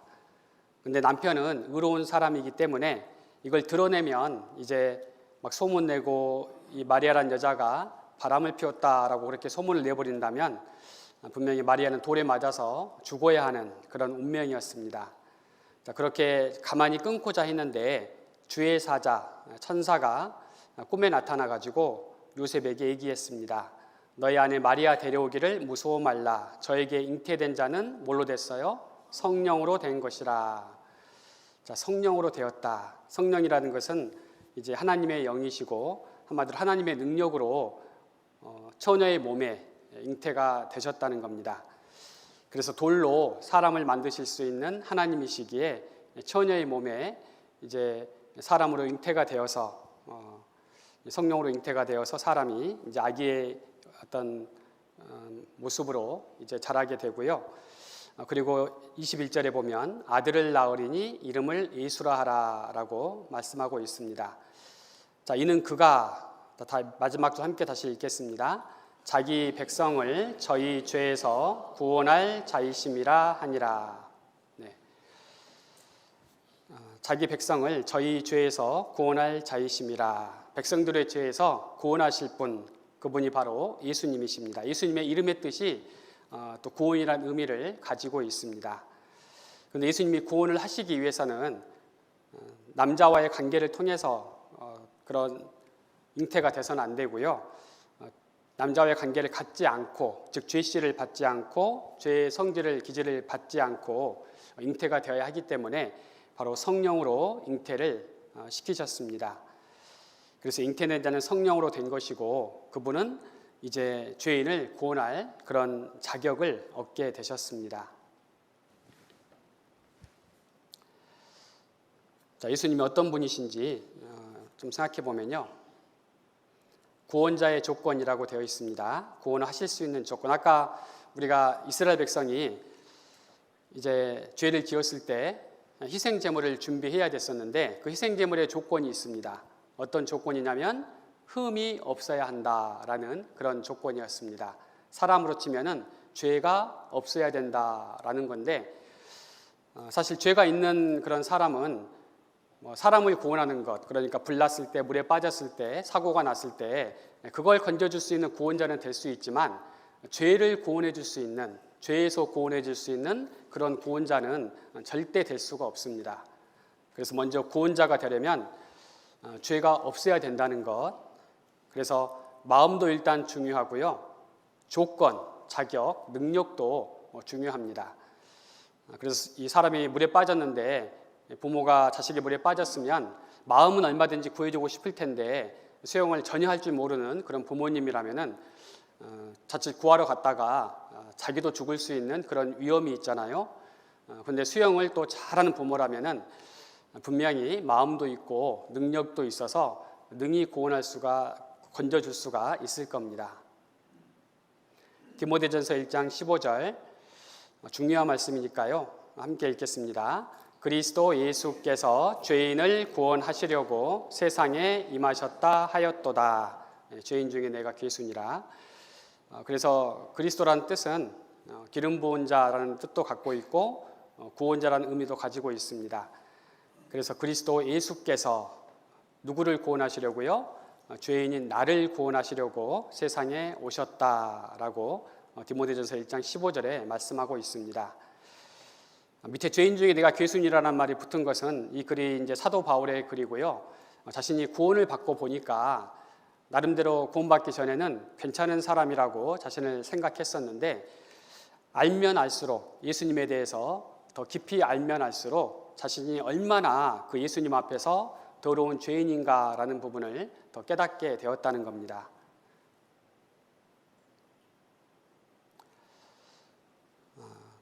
또 다른 표현으로요, 구원이라는 표현을 이렇게 또 얘기하고 있습니다. 요한일서 3장 5절 말씀 함께 읽겠습니다. 그가 우리 죄를 없이 하려고 나타내신 바 된 것을 너희가 아나니 그에게는 죄가 없느니라. 아주 중요한 말씀을 하고 계십니다. 죄를 없이 하려고 나타내신 것까지는 좋았는데 만약에 죄 덩어리라면 죄를 용서할 자격이 전혀 없는 겁니다. 그런데 그는 누구를 가리켜요? 예수 그리스도를 가리키고 있습니다. 예수님께는 죄가 있다고요, 없다고요? 죄가 없느니라. 자격을 분명하게 알려주고 계십니다. 예수님은 우리 죄를 없이 하려고 나타내셨고 그리고 예수님에게는 죄가 없으셨습니다. 왜냐하면 성령으로 하나님의 능력으로 잉태가 되셨기 때문에 죄 없으신 그런 몸으로 이 땅에 탄생을 하신 겁니다. 자, 세상에 오신 목적 크게 두 가지를 우리가 함께 말씀을 통해 살펴볼 수가 있습니다. 정리해 볼 수가 있는데요. 죄인인 나를 구원하시려고 또 누구의 죄를 없애려고요? 내 죄를 없애시려고 나 같은 죄인을 위해서 이 땅에 오셨습니다. 나를 구원하시기 위해서 내 죄를 없애주시기 위해서 오신 누구요? 예수님이십니다. 그래서 700년 전에 예수님 탄생 700년 전에 이렇게 예언이 되어 있었습니다. 그러므로 주께서 친히 징조로 너희에게 주실 것이라. 보라 처녀가 잉태하여 아들을 낳을 것이요. 다음은 함께 읽겠습니다. 그 이름을 임마누엘이라 하리라. 네, 처녀가 잉태한대요. 그래서 이 처녀는 정말 남자와의 관계를 한 번도 갖지 않은 완전한 처녀를 가리키고요. 그런데 그 처녀가 잉태가 되어버린다. 바로 예수 그리스도의 잉태를 말씀하고 있죠. 예수님께서 잉태가 되실 것, 성령으로 잉태가 되실 것을 미리 예언하신 그런 말씀입니다. 그리고 아들, 사내 아이로 태어날 것이다 라는 것이고 그 이름을 임마누엘이라 하리라. 임마누엘 뜻은 하나님이 우리와 함께 계시다라는 의미를 가지고 있습니다. 그래서 이스라엘 백성은 사실 하나님의 어떤 모습을 보고자 해도 하나님의 영광만 봤지 하나님께서 나타내 주시는 구름 기둥이나 아니면 밝은 빛이나 이런 것만 봤지 사실 하나님을 볼 수가 없었습니다. 그런데 이제 하나님께서 사람의 몸을 입고 이 땅에 오심으로 인해서 임마누엘, 하나님이 우리와 함께 계시다. 그 일이 실제로 이제 이루어진 겁니다. 또 예수님 오시기 또 2500년 전에 기록된 성경 미가서에도 이렇게 말씀하고 있습니다. 베들레헴 에브라다야 너는 유다 족속 중에 작을지라도 이스라엘을 다스릴 자가 내게서 내게로 나올 것이라. 마지막 줄 함께 읽겠습니다. 그의 근본은 상고의 태초에니라. 그래서 이 상고의 태초라는 부분도 창조주 하나님을 가리키고 있습니다. 예수님이 태어나실 그 장소를 알려주고 있는 내용인데요. 바로 베들레헴 에브라다, 같은 의미를 가지고 있는 그런 단어입니다. 베들레헴에서 태어나실 것을 예언하신 내용이고요. 이사야 9장 6절에는 한 아기가 낳는데 이 아기를 보니까 정사를 메었고 다스리는 권세가 있다는 거죠. 그 이름을 기묘자, 놀라운 능력을 나타내시는 분, 모사, 지혜자라는 뜻이고요. 다음은 함께 읽겠습니다. 전능하신 하나님이라 용존하시는 아버지라 평강의 왕이라 할 것임이라. 한 아기인데 이사야 7장 14절에 처녀가 잉태하여 낳는 그 한 아들 아기인데 이름이 이렇게 여러 가지가 있습니다. 그래서 놀라운 일을 행하시는 지혜자이고 그분은 하나님이시다라고 말씀하고 있습니다. 그리고 영원히 살아계시는 아버지다. 이 하나님에 대해서 쓸 수 있는 표현이잖아요. 그리고 평강의 왕이라. 인생에게 참으로 고생하며 근심하는 죄 때문에 고통하는 인생에게 진정한 평강을 주실 만왕의 왕 바로 예수 그리스도를 예언하신 말씀입니다. 그래서 우리가 읽었던 내용인데요. 성령으로 잉태가 되었다. 하나님이 만든 사람 아담은 범죄함으로 인해서요. 그 후손들은 모두 뭘로 태어나냐면 죄인으로 태어납니다. 그래서 사실 죄인으로 태어났다는 것은 제물로는 합당하지 못한 그런 신분인데 예수님께서는 우리의 희생 제물이 되어 주시기 위해서 바로 성령으로 잉태가 되셨고 세상에 태어나시게 됐습니다. 하나님이 사람의 모습으로 이 세상에 오셨습니다. 이 짐승의 구유에 태어난 후에 이렇게 눕혀지시고 참 머무르실 곳이 없어서 주무실 곳이 없어서 여관도 얻지 못하고 이런 곳에서 이제 계시게 되었는데 사실 예수님이 이 세상에 태어나신 것은 너무나 좋은 소식이었다고 천사들이 전했습니다. 누가복음 2장 10절에 보면 보라 내가 온 백성에게 미칠 큰 기쁨의 좋은 소식을 너희에게 전하노라. 오늘날 다윗의 동네 베들레헴이죠. 다윗의 동네에 너희를 위하여 구주가 나셨으니 구세주가 나셨으니 곧 그리스도 주시니라. 그래서 구원의 주님이 탄생했다는 것, 그것은 이스라엘 백성에게 미치는 큰 기쁨의 좋은 소식이었습니다. 그래서 찬송가에도 기쁘다 구주 오셨네 그렇게 찬송하는 부부 노래가 있잖아요. 정말 기쁜 소식이었습니다. 빌립보서 2장 5절에 보면 그분이 바로 하나님의 본체시다라고 되어 있고요. 하지만 자기를 비어서 종의 형체를 가지셨고 사람의 모양으로 나타나셨습니다. 로마서 9장 5절에도 저는 만물 위에 계셔 세세의 찬양을 받으실 하나님이시다라고 예수님을 이렇게 밝히고 있습니다. 요한일서 5장 20절에도 예수 그리스도 안에 있는 것이니 그는 예수 그리스도는 함께 읽겠습니다. 참 하나님이시요 영생이시라. 영원히 살아계신 분이라는 거죠. 그래서 요한일서 4장 10절에 보면 오직 하나님이 우리를 사랑하사 우리 죄를 위하여 화목제로 그 아들을 보내셨음이니라. 네. 그래서 우리를 사랑하시기 때문에 우리 죄를 위해서 화목제로 바로 하나님과 우리 사이는 죄 때문에 완전히 가로막혀 있고 원수된 사이였는데 그것을 이제 화목케 하는 하나님과 우리를 화해시키는 그런 제물로 그 아들을 바로 그 아들이 누구예요? 예수님이시죠. 예수님을 보내셨습니다. 그리고 요한복음 3장 16절 유명한 구절이죠. 하나님이 세상을 이처럼 사랑하사 독생자를 주셨으니 결국 우리가 맨 처음 살펴본 것처럼 하나님은 사랑이시다라고 했는데 만물에 그 사랑을 나타내 주셨는데 그 사랑의 이제 구체적인 그런 모습 그리고 가장 우리에게 하나님의 사랑이 필요할 때 사실 그때잖아요. 왜냐하면 죄는 우리가 도무지 우리의 노력으로 없앨 수 없는 것이기 때문에 우리는 하나님께 간절히 부르짖을 수밖에 없고 하나님 제발 도와주세요. 저는 죄밖에 지은 것이 없는 인생입니다. 저를 불쌍히 여겨 주옵소서라고 하나님께 매달릴 수밖에 없는데 그런 우리의 비참한 처지를 아시고 우리를 사랑하셔서 불쌍히 여기시고 이 땅에 바로 그 아들을 화목제물로 보내주셨습니다. 요한일서 3장 5절에 그가 우리 죄를 없이 하려고 그래서 이것은 마음이죠. 그리고 그에게는 죄가 없느니라 라는 것을 통해서 자격을 분명하게 말씀해 주셨습니다. 그래서 예수님께서는 이 땅에 탄생하셔가지고요. 그분이 죄가 없으시다는 것을 분명하게 30년의 공생애를 통해서 33년의 생애를 통해서 알려주셨고 밝혀주셨고 그리고 그분이 하나님이시라는 것을 3년 동안의 시간을 통해서 죽은 자를 살리시고 병든 자를 다 고치시고 원하는 자는요, 그리고 바람과 파도를 말씀으로 잔잔케 하시고 물고기 2마리와 떡 5개로 수천 명을 먹이시는 정말 엄청난 하나님만이 할 수 있는 기적들을 다 나타내 주셨습니다. 그리고 나를 본 자는 아버지를 보았다.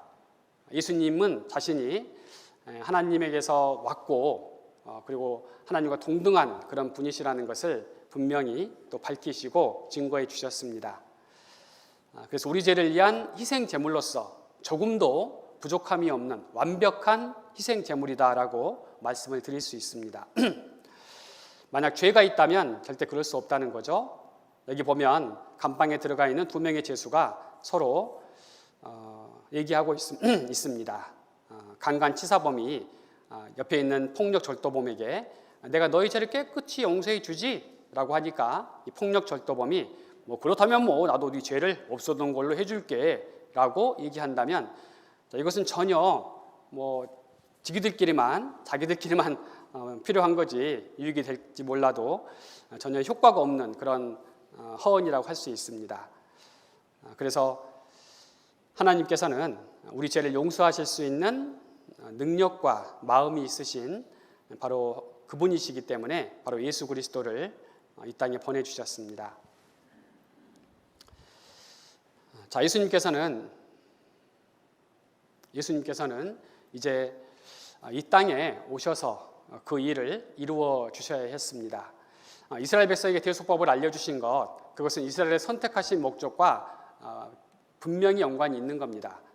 이스라엘 백성만 정말 그렇게 편애하셔가지고 이스라엘 백성만 대속법을 주셨네 라고 생각할 것이 아니라 이스라엘 백성은 복과 저주의 어떤 본보기로서 우리에게 분명히 그 하나님이 살아계심을 증거해 주었고 그리고 또 이스라엘은 성경을 기록하게 됨으로써 우리에게 하나님의 뜻을 바로 이 대속법도 우리가 알 수 있도록 해 주신 겁니다.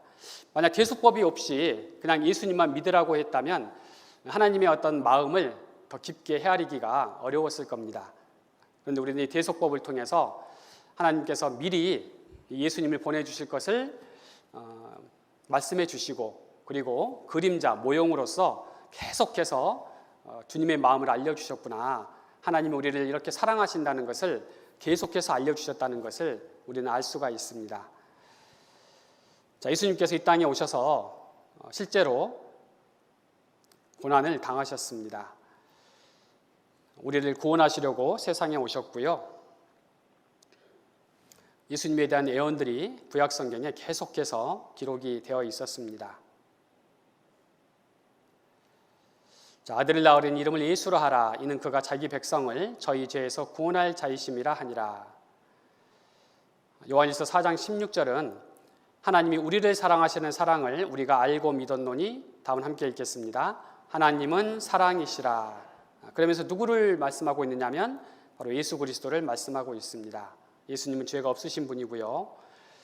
예수님은 이사야서에 여러 군데 예언이 되어 있는데 아까는 이제 예수님이 처녀의 몸에서 탄생하실 것, 그리고 예수님의 신분이 이제 하나님이실 것 예언이 되어 있는데 실제로 이제 그분께서 왜 이 땅에 오시는지, 예수님의 고난에 대해서 어떤 모습으로 이제 우리를 위해서 희생 제물이 되어 주실지 이제 그런 부분을 또 미리 예언하셨습니다. 이사야 53장 6절 함께 읽겠습니다. 우리는 다 양 같아서 그릇 행하여 각기 제 길로 갔거늘 여호와께서는 우리 무리의 죄악을 그에게 담당시키셨도다. 자, 우리는 양 같아서라고 말하고 있습니다. 그래서 양은 목자가 없으면은 시력이 약하기 때문에 길을 잘 찾아갈 수가 없습니다. 어느 길이 바른지, 어느 길이 생명의 길인지, 어느 길이 사망의 길인지 도무지 알지 못하고 그대로 죽을 수밖에 없는 그런 비참한 운명인데 그릇 행하여 각기 제 길로 갔거늘이라고 되어 있습니다. 그런데 우리는 죄 가운데 살았는데 여호와께서는, 하나님께서는 우리 무리의 죄악을 그에게 담당시키셨도다라고 말씀하셨습니다. 이제 안수를 하셨다는 거죠. 자, 이 그가 누굽니까? 네, 예수님이시죠. 바로 예수님이십니다. 예수님에게 담당을 시키셨습니다. 담당을 시키실 것이다가 아니죠. 700년 후에 있을 일인데 하나님께서는 너무나 확실하게 100% 하실 일이고 사실 또 하신 일이기도 했습니다. 영원히 살아계신 하나님이시기 때문에요. 우리 무리의 죄악을 그에게 담당시키셨도다. 그리고 예수님이 실제로 오셨을 때 700년 후에 오셨을 때 이 세례 요한이 예수님을 보고 예수님이 자기에게 침례받으러 나오시는 것을 보고 이렇게 얘기를 하게 됩니다. 자, 보라부터 함께 읽겠습니다. 보라, 세상 죄를 지고 가는 하나님의 어린 양이로다. 네, 보라라고 말씀하고 있습니다. 예수님을 보라는 거죠. 어떤 죄를 지고 가요? 세상 죄를 지고 가는 이라고 되어 있습니다. 그래서 이게 중국 성경을 보니까 이 세상 사람 죄, 세인 죄 이렇게 한자로 표기가 되어 있더라고요. 그래서 이 세상 죄라는 것은 세상 사람들이 짓는 모든 죄라고 말할 수가 있습니다. 그래서 보라, 세상 모든 사람들의 죄를 지고 가는 하나님의 어린 양이다라고 말하고 있는 겁니다. 그런데 여기 어린 양이라고 말하고 있잖아요. 어린 양은 바로 희생 제물을 이야기하고 있는 겁니다. 이스라엘 백성이 죄를 지었을 때 이 양에게 자기의 죄를 이제 담당시켜서 대신 죽는 그런 제물이 양이었는데 보라, 세상 죄를 지고 가는 하나님의 어린 양이로다. 자, 그러면 이 세상 죄 속에 여러분의 죄, 나의 죄, 우리의 죄 들어갈까요? 안 들어갈까요? 네, 들어가죠. 그래서 만약 이 자리에 앉아 계신 분들에게 지금 공주께와 계신 모든 분들에게 공주시청에서 갑자기 뭐가 마음에 들었는지 개인당 1,000만 원씩 드리도록 하겠습니다. 당장 공주시청으로 와주세요 라고 이 늦은 밤에 만약 요청을 한다면 부른다면 여러분은 달려가시겠어요? 안 가시겠어요? 달려가시겠죠. 근데 집회를 끝나고 가셔야 되는데 그래서 이 안에 있다는 것, 이 안에 있기 때문에 다 해당이 되는 겁니다. 마찬가지로 우리는 세상 속에 살고 있습니다. 여기 이 자리에서 혹시 세상에서 오시지 않고 지구 밖에서 달에서 우주선 타고 오신 분이 있다면 손 들어 주시기 바랍니다. 자, 그런 분은 안 계실 겁니다. 보라, 세상 죄를 지고 가는 이 세상에 살아가는 모든 사람의 죄, 이 세상 죄 속에는 이제 시간적으로 볼 때도 현재만 말하지 않습니다.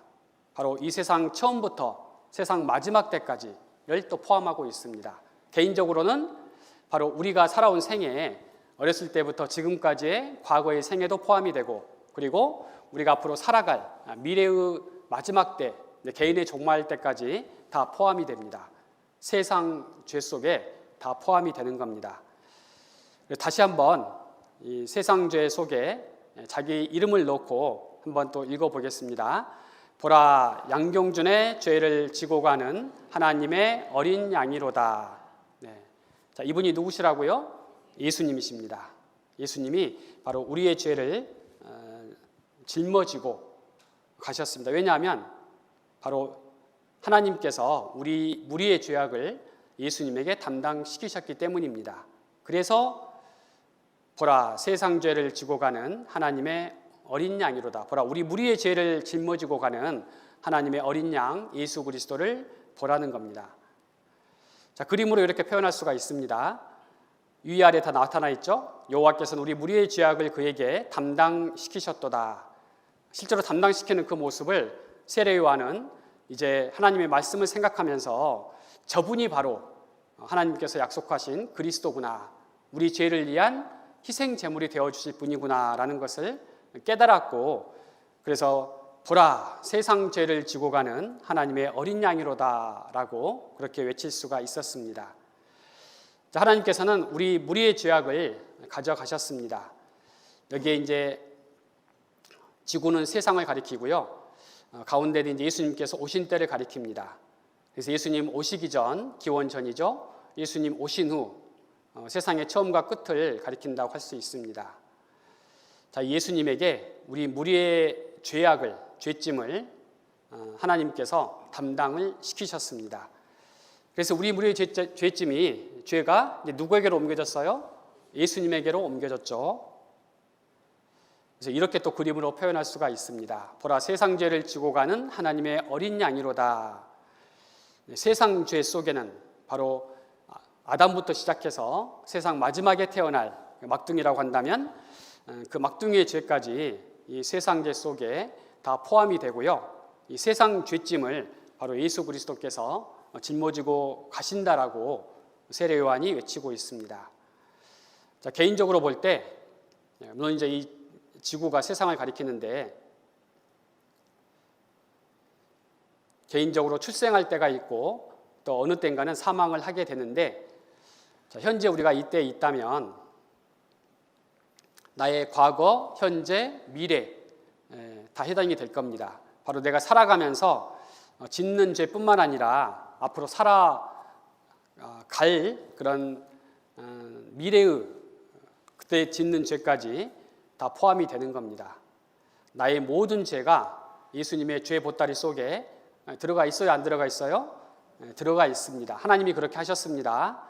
이 목사가 이렇게 만들었다고 저 목사가 그랬네 라고 생각하시면 안 되고, 성경 말씀을 이렇게 그림으로 표현한 겁니다. 보라, 세상 죄를 지고 가는 하나님의 어린 양이로다. 보라, 나의 모든 죄를 지고 가시는 하나님의 어린 양이로다 라고 우리는 그렇게 믿어야 할 겁니다. 그래서 이러한 결과가 발생하게 됐습니다. 죄는 우리가 지었는데 사실 고난은, 죄값은 예수님이 받으셨고, 예수님 우리의 죄로 인해서 정말 큰 고통을 당하시고 그리고 죽으셨습니다. 근데 그 결과로 인해서 이제 우리에게 좋은 일이 생겼다라고 미리 예언의 말씀을 700년 전에, 예수님 오시기 700년 전에 이렇게 기록해 놓으셨습니다. 이사야 53장 5절 함께 읽겠습니다. 그가 찔림은 우리의 허물을 인함이요 그가 상함은 우리의 죄악을 인함이라. 그가 징계를 받음으로 우리가 평화를 누리고 그가 채찍에 맞음으로 우리가 나음을 입었도다. 그래서 이 그가 누구예요? 예수님이시죠. 그리고 우리는 바로 우리 속에 내가 들어가요, 안 들어가요? 들어갑니다. 그래서 예수님이 찔림은 나의 허물을 인함이요 예수님이 상함은 나의 죄악을 인함이라. 예수님이 누구 때문에 찔리고 상하셨어요? 나 때문입니다. 나의 무엇 때문에요? 나의 죄 때문입니다. 그래서 예수님께서는 찔리고 상하시고 또 징계를 받으셨습니다. 그리고 채찍에 맞으셨습니다. 이 징계라는 것이 이제 십자가의 사형이잖아요. 그래서 예수님이 십자가에서 죽으심으로 인해서, 피 흘려 죽으심으로 여기 보면 우리가 평화를 누리고 그리고 우리가 나음을 입었도다라고 말씀을 하고 있습니다. 사실 우리에게는 진정한 평화가 없었습니다.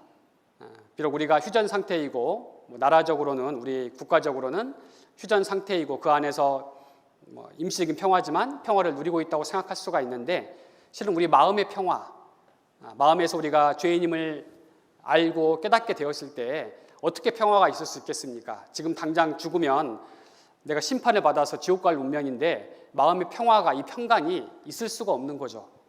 그런데 내 죄 때문에 예수님께서 십자가에 피 흘려 죽으셨구나, 내 죄값이 다 갚아졌구나, 이제 나에게는 죄로 인한 두려움이 사라졌구나, 해방이 되었구나 라는 그런 마음이 들면서 바로 마음의 평강이 정말 찾아오게 됩니다. 그래서 우리가 평화를 누리고라고 말씀하고 있고, 또 우리가 나음을 입었도다. 우리는 병으로 치자면 치료 불가능한 죄병에 걸린 사람들이었습니다. 이 죄병의 최종 종착지는 영원한 지옥의 형벌입니다.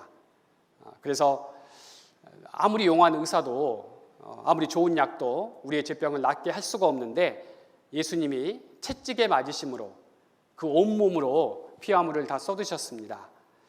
예수님의 피로 바로 우리의 죄병이 깨끗하게 낫게 되었습니다. 그래서 우리는 평화를 누리고 그리고 나음을 입었도다. 죄는 우리가 지었는데 고통은, 죽으심은, 순환은 예수님이 당하시고, 그리고 예수님이 가지고 계셨던 그 평강의 왕, 그 평강을 우리에게 건네주시고, 또 예수님의 거룩하심이 우리에게 옮겨졌습니다. 우리는 이제 죄 때문에 안절부절하면서 어떻게 내가 이 죄를 해결할까 걱정하는 사람이 아니라, 이제는 주님의 자녀로서 의롭게 되어서 당당하게 천국에 들어갈 수 있는 그런 사람이 된 겁니다. 너무 좋죠? 네, 별로 안 좋으신 모양인데, 자, 이 우리의 구원은, 예수님께서 우리를 해주신 일은 너무너무 큰 그런 평강을 우리에게 가져다 주고, 또 우리가 하나님 보시기에 이제 흠없는 자, 의인으로서 그렇게 불릴 수 있도록 해 주셨습니다. 물론 중요한 조건이 있습니다. 하나님이 이렇게 다 해주셨지만 믿지 않으면 소용이 없다는 거죠. 내 일로, 나를 위해 해주신 일로 우리는 분명 믿어야 합니다. 자, 여기 가로를 표시해 놨습니다. 이렇게 표시해 낸 이유가 있겠죠. 이 가운데 가로에 들어갈 정답을 맞춰보세요. 누구 이름을 넣으라는 거예요? 내 이름, 자기 이름을 넣어서 읽으시라는 겁니다. 그래서 모두 그대로 예수님이 찔림은 자기 이름 넣고 누구의 허물을 인하며, 이렇게 끝까지 읽어주시면 감사하겠습니다. 시작. 예수님이 찔림은 양경준의 허물을 인하며, 예수님이 상함은 양경준의 죄악을 인함이라. 예수님이 징계를 받음으로 양경준이가 평화를 누리고, 예수님이 채찍에 맞음으로 양경준이가 나음을 입었도다. 다 자기 이름 넣으셨나요? 네. 그게 우리가 그냥 마음대로 지어서 하나님이 싫어하실까요? 하나님이 기뻐하실까요? 하나님이 당연히 기뻐하시죠. 하나님은 우리 각 사람 한 사람을 위해서 바로 예수님을 보내주셨고, 아담 한 사람 때문에 모든 사람이 비록 죄인이 되었지만 예수님 한 분으로 인해서 모든 사람이 의롭게 되는 길을 열어주신 겁니다. 자, 이 세상 처음부터 시작부터 마지막까지 세상 죄인데, 이 세상 죄를 바로 예수님께서 가져가셨고, 바로 이 세상 죄 속에 내 죄가 들어가요, 안 들어가요? 들어갑니다. 그래서 세상 죄를 하나님께서 옮기셨습니다. 예수님에게. 그리고 예수님은 십자가에서 못 박히시고 피 흘려 죽으셨습니다. 머리에는 가시면류관을 쓰셨어요. 가시면류관을 사실 쓰신 게 아니죠. 가시면류관이 박혔죠. 그래서 머리에서 피가 얼마나 흘리셨을까, 얼마나 고통스러우셨을까. 우리가 머리로 지은 죄 때문에 예수님의 머리에 가시면류관이 박혔습니다. 우리가 손으로 지은 죄 때문에 양손에 정말 큰 이 대못이 또 박혔습니다.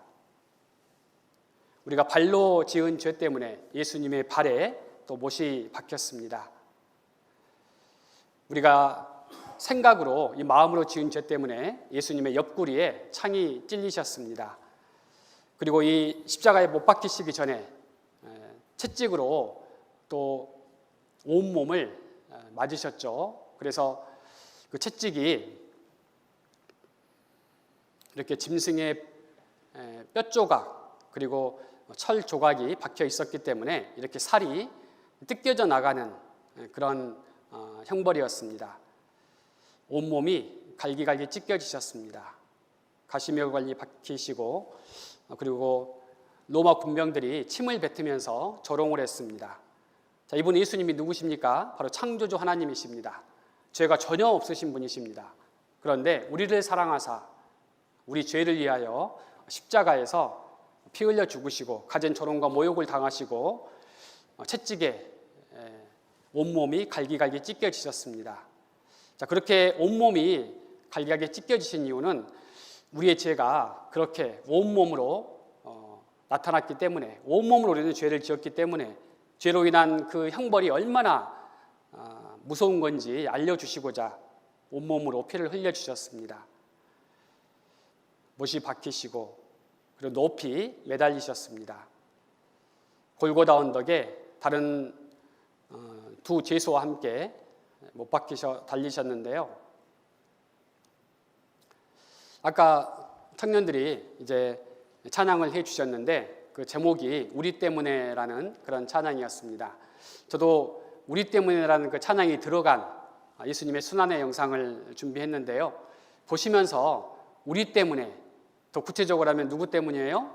나 때문에 예수님께서 십자가에 피 흘려서 저 모진 고통을 당하시고 내 죄를 용서해 주셨다는 거 마음으로 깊이 생각해 보시면서 이 영상을 봐주시면 감사하겠습니다.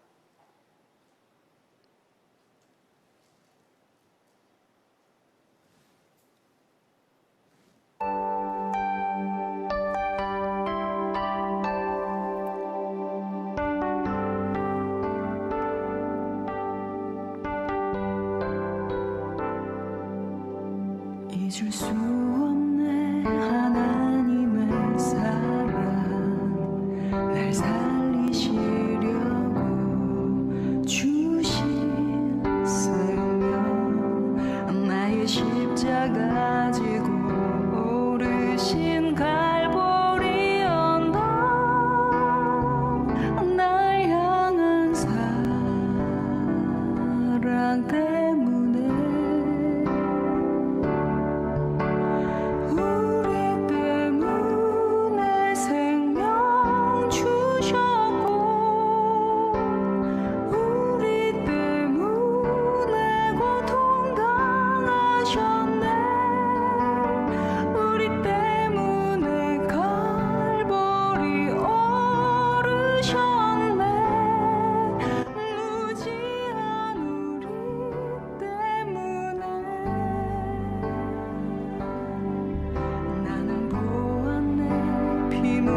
십자가 날 구하시려고 흘린 사랑 나를 바라보시며 흘리신 용서의 눈물 날 향한 사랑 때문에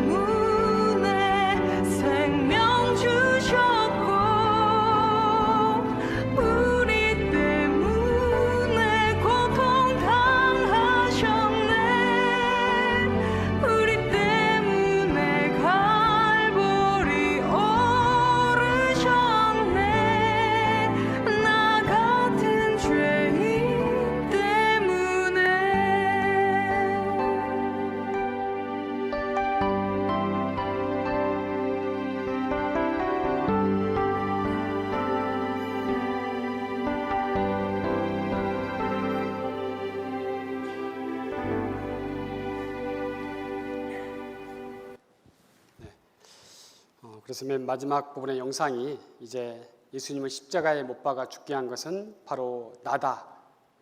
그래서 자신이 이제 쇠망치를 들고 있는 그런 모습이고, 그 예수님 때문에 자신의 죄짐이 벗어졌다는 것도 또 깨닫는 그런 모습이라고 생각합니다. 예수님이 십자가에 못 박혀 돌아가시면서 했던 말씀들이 가상칠언이라고 하는데, 그 중에 7번째, 이렇게 6번째 하신 중요한 말씀이 있습니다. 제가 앞부분을 읽겠습니다. 예수께서 신포도주를 받으신 후 가라사대, 다음은 함께 읽겠습니다. 다 이루었다 하시고 머리를 숙이시고 영원히 돌아가시니라. 네, 다 이루었다라고 하셨습니다. 예수님이 이 땅에 오신 목적이 분명히 예수님 스스로도 말씀을 하셨고, 그리고 사도들도 성경에 기록을 해 놓았습니다. 예수님께서는 죄인을 구원하시려고 이 땅에 오셨고, 우리 죄를 없이 하려고 이 세상에 오셨습니다. 예수님이 스스로도 내가 죄인을 부르러 왔노라 라고 말씀하셨고, 인자에 온 것은 섬김을 받으려 함이 아니라 도리어 섬기려 하고 자기 목숨을 많은 사람의 대속물로 주려 함이니라 라고 말씀을 하셨습니다.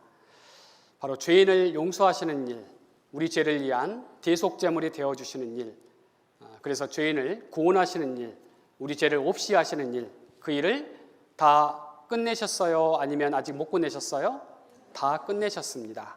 그래서 It is finished, 다 끝냈다라고 말씀하셨고, 또 헬라어로 테텔레스타이, 다 갚았다라고 선언을 하셨습니다. 우리의 죄값은 사망이었는데 그 죄값이 다 갚아졌다고 예수님 스스로 선언을 하셨습니다. 다 이루셨습니다. 나를 구원하는 일과 내 죄를 없애는 일을 다 이루셨습니다. 끝내셨습니다. 그래서 나에게는 이제 죄가 없습니다. 나는 구원을 주님이 해 주셨습니다. 구원 받았습니다라는 말을 하려면 이제 마음에서 처음 목사님이 말씀하신 것처럼 성령님의 조명으로 내 마음에 하나님의 복음이 깨달아질 때, 나는 정말 구원을 받았구나. 이제는 다시는 죄에 대한 심판을 받지 않겠구나. 나는 이제 죽어도, 지금 당장 죽어도 천국에 갈 수 있겠구나 라고 하는 그런 믿음이 생겼을 때, 우리는 비로소 나는 구원을 받았습니다 라고 당당하게 간증할 수가 있을 겁니다.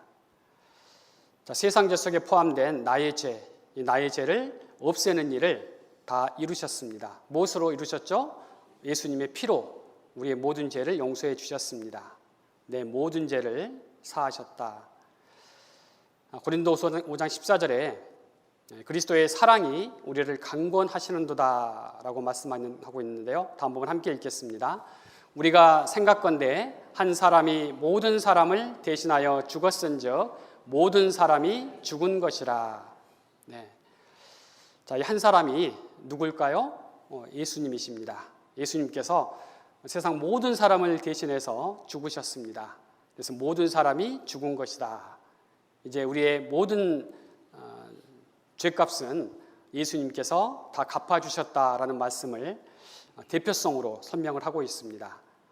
아담 한 사람 때문에 많은 사람이 정죄에 이르렀는데, 의의 한 행동, 바로 예수님께서 십자가에서 피 흘려 죽으심으로 이루신 그 희생이 결국 많은 사람을 의롭게 하셨습니다. 19절 말씀 함께 읽겠습니다. 한 사람의 순종치 아니함으로 많은 사람이 죄인 된 것 같이 한 사람의 순종하심으로 많은 사람이 의인이 되리라. 네. 아담 한 사람의 순종치 아니한, 불순종한 그것 때문에 모든 사람은 죄인으로 태어났는데, 예수님 한 분의 순종하심으로 그 사실을 믿는 자에게 이제 많은 사람이 의롭게 되는 길을 열어놓으셨습니다. 그래서 아담은 모든 사람을 범죄자로, 죄인으로 만들고 범죄하게 했는데, 예수님께서는 모든 사람의 죄를 담당하심으로 인해서 그 죄값을 다 해결해 주심으로 의인이 되는 길을 열어주셨습니다. 자, 예수님께서 십자가에 못 박히시고, 그리고 장사되시고, 그리고 사흘 만에 살아나셨습니다. 예수님의 부활은 이제 우리의 죄가 완전히 공식적으로 처리되었다는 사실을 선언하신 그런 모습입니다. 예수님께서 만약에 부활하시지 않았다면 예수님의 죽으심은 누구 죄 때문에, 자기 죄 때문에 죽으셨는지, 딴 사람 죄 때문에 죽으셨는지 원인을 알 수가 없습니다. 그런데 예수님께서 계속 공생의 기간에 말씀을 하셨습니다. 인자가 죽고 사흘 만에 살아나야 하리라. 그 죄에 대해서 말씀하시는 그런 부분이 예수님 자신의 죄가 아니라 모든 사람의 죄를 위해서 예수님은 죽으심을 말씀하셨고 살아나야 할 것도 말씀하셨습니다. 그래서 예수님이 하신 말씀들이 다 그대로 이루어졌음을 알려주시는 그런 모습입니다. 그가 여기 계시지 않고 그의 말씀하시던 대로 살아나셨느니라. 그리고 부활 후에 이제 예수께서 제자들에게 나타나시게 됩니다. 오사 가운데 서서 가라사대 너에게 평강이 있을지어다 라고 말씀하셨습니다. 자, 이 말씀은 내가 너희 대신 모든 죄에 대한 심판, 그 벌을 받았으니까 너희는 걱정하지 말아라. 죄 때문에 심판받을 걱정, 지옥 갈 걱정 하지 말아라 라고 말씀하시는 부분입니다. 그리고 제자들이 보는 앞에서 이제 하늘로 승천하셨습니다. 지금도 살아계셔서 성도를 위해서 간구하고 계신다라고 말씀하고 있습니다. 그리고 다시 오신다고 말씀하셨고요. 로마서 4장 25절 함께 읽겠습니다. 예수는 우리 범죄함을 위하여 내어 줌이 되고 또한 우리를 의롭다 하심을 위하여 살아나셨느니라. 네. 예수님 우리의 죄 때문에 십자가에 죽으심을 당하셨고 우리를 의롭다 하시기 위해서 살아나셨습니다. 그래서 그 사실을 믿는 자는 이제 단순히 죄만 용서되는 게 아닙니다. 지옥 갈 죄만 용서받은 것으로 끝나는 것이 아니라 예수님과 연결이 되어버렸기 때문에 이제 부활하신 예수님처럼 부활의 몸을 입게 될 것이고 신분 자체가 예수님과 같은 의인으로 변화가 되었습니다. 그래서 우리의 죄인이라는 신분은 다 사라지고 이제 죄가 용서된 완전히 해결된 사람일 뿐만 아니라 완전히 의롭게 산 사람처럼 의인으로 만들어 주셨습니다. 그래서 그런 의미를 가지고 있다는 것, 예수님의 이름을 힘입어서요 죄 사함도 얻고 그리고 믿는 자마다 의롭다 하심을 얻는 이것이다 라고 복음에 대해서 말씀을 하고 있습니다. 그래서 예수님께서 이러한 놀라운 일을 우리를 위해서 이루어 주셨고 이제 우리 죄를 위한 희생 제물이 되어 주시고 죄를 용서해 주셨는데 그 예수님이 흘리신 피의 효력이 이제 어느 정도인가 하는 것을 또 함께 생각해 보겠습니다. 히브리서 9장 22절에는 피 흘림이 없은즉 사함이 없느니라 라고 하셨고요. 생명이 피에 있으므로 피가 죄를 속한다라고 또 앞서 살펴봤습니다. 피가 흘려져야 생명이 죽어야 죄값이 갚아지는 겁니다. 함께 읽겠습니다. 예수님의 피로 나의 모든 죄는 용서받았습니다. 정말 사실일까요? 네. 믿어지시나요? 네. 예수님의 피로 나의 모든 죄는 용서를 받았습니다. 얼마 기간 동안 그 용서가 된 것일까라는 부분을 생각해 보면요. 유명한 말씀이죠. 히브리서 9장 12절 함께 읽겠습니다. 염소와 송아지의 피로 아니하고 오직 자기 피로 영원한 속죄를 이루사 단번에 성소에 들어가셨느니라. 네. 그래서 염소와 송아지의 피는 이스라엘 백성이 과거 구약 시대에 용서받을 때 흘렸던 피인데 이제는 자기 피, 누구 피예요? 예수님 피로 영원한 속죄를 이루셨습니다. 그래서 영원하다, 무한대라는 그런 의미를 가지고 있는 그런 표시인데 우리는 영원하게 영원히 시간의 어떤 구애받지 않은 10년, 20년, 100년 구애받지 않고 영원히 용서를 받은 겁니다. 그래서 만약에 성경에 내가 네 죄를 10년 동안 속죄했느니라 라고 한다면 정말 10년짜리밖에 안 될 겁니다. 50년짜리 속죄했다 그러면 50년만 용서가 해당이 될 겁니다. 또 100년 동안 용서했느니라 라고 한다면 100년짜리 효력밖에 지니지 않을 겁니다. 근데 어떻게 용서했느냐? 영원히 속죄, 용서했다라고 말씀하셨습니다. 그럼 우리 죄는 어떻게 용서받은 겁니까? 얼마나 용서받은 겁니까? 영원히 용서를 받은 겁니다. 그래서 영원한 속죄입니다. 히브리서 10장 12절에도 보면 오직 그리스도는 죄를 위하여 한 영원한 제사를 드리시고 라고 되어 있습니다. 그래서 이 말씀에 대한 다른 구절을 보면 한 제사를 드리시고 영원히라는 그런 의미를 갖고 있다고 또 설명하고 있습니다. 한마디로 한 번으로 영원한 제사를 드리셨다라고 말씀하고 있습니다.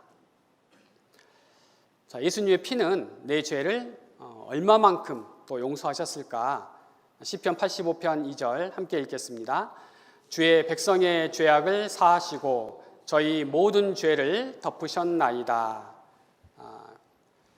그래서 뭐라고 말씀하냐면은 모든 죄를 덮으셨나이다라고 하셨습니다. 모든입니다. 그래서 나의 모든 죄에는 내가 태어날 때부터 지금까지의 죄뿐만 아니라 앞으로 죽을 때까지의 그 모든 죄를 다 포함합니다. 이 모든 죄를 덮어버리셨습니다. 뭘로 덮으셨죠? 네, 예수님의 피로 다 덮어버리셨습니다. 그래서 로마서 4장 7절에는 그 불법을 사하심을 받고 그 죄를 가리우심을 받는 자는 복이 있고 라고 했습니다. 자, 모든 죄 속에는 내가 예전에 지은 과거의 죄, 지금 짓고 있는 현재의 죄뿐만 아니라 앞으로 지을 미래의 죄 포함이 되어 한데요. 네, 포함이 됩니다. 모든 죄라는 겁니다. 내가 고의적으로 지은 죄뿐만 아니라 부지 중에 실수로 지은 죄도 다 모든 죄 포함이 됩니다. 자, 우리는 아는 죄도 있지만 사실 모르는 죄가 더 많죠. 바로 모든 죄 속에 포함이 됩니다. 큰 죄뿐만 아니라 작은 죄도 모든 죄에 해당한다고 볼 수 있습니다. 자, 마음으로 지은 죄뿐만 아니라 행동으로 지은 죄, 원죄뿐만 아니라 또 자범죄, 그래서 나의 과거, 현재, 미래의 죄를 이렇게 다 덮어버리셨습니다. 이게 뭐라고요? 예수님의 피, 다 아시겠죠?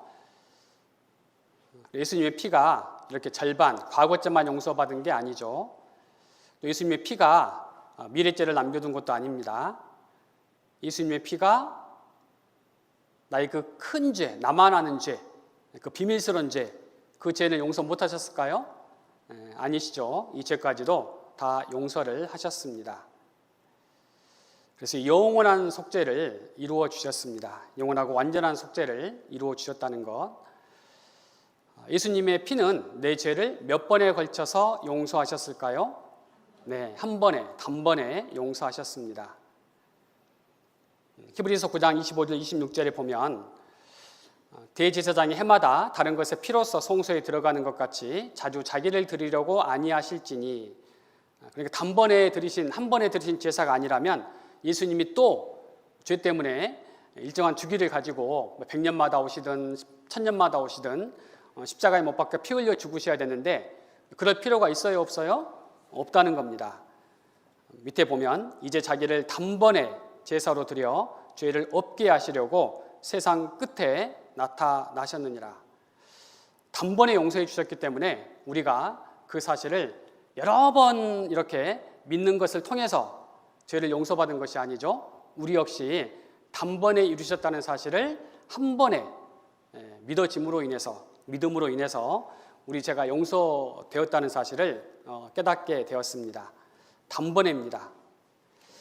자, 이빨도 아이들 여러 번에 걸쳐서 뽑으면 얘가 좋아할까요? 단번에 뽑히면 좋아할까요? 단번에 뽑아야겠죠. 그래서 단번에, 영어로는 once for all, 모든 것을 이렇게 한 번에 끝내버리는 그런 모습입니다. 그래서 아이가 얼마나 시원해하는지 한번 그 모습을 영상으로 보시겠습니다.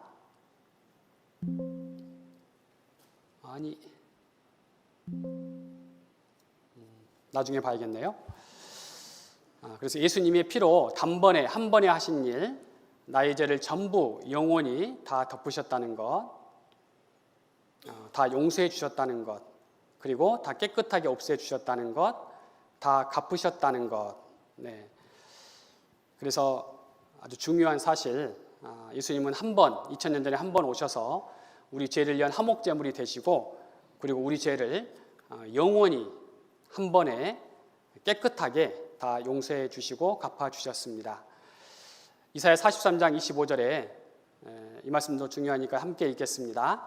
나 곧 나는 나를 위하여 내 허물을 도말하는 자니 내 죄를 기억지 아니하리라.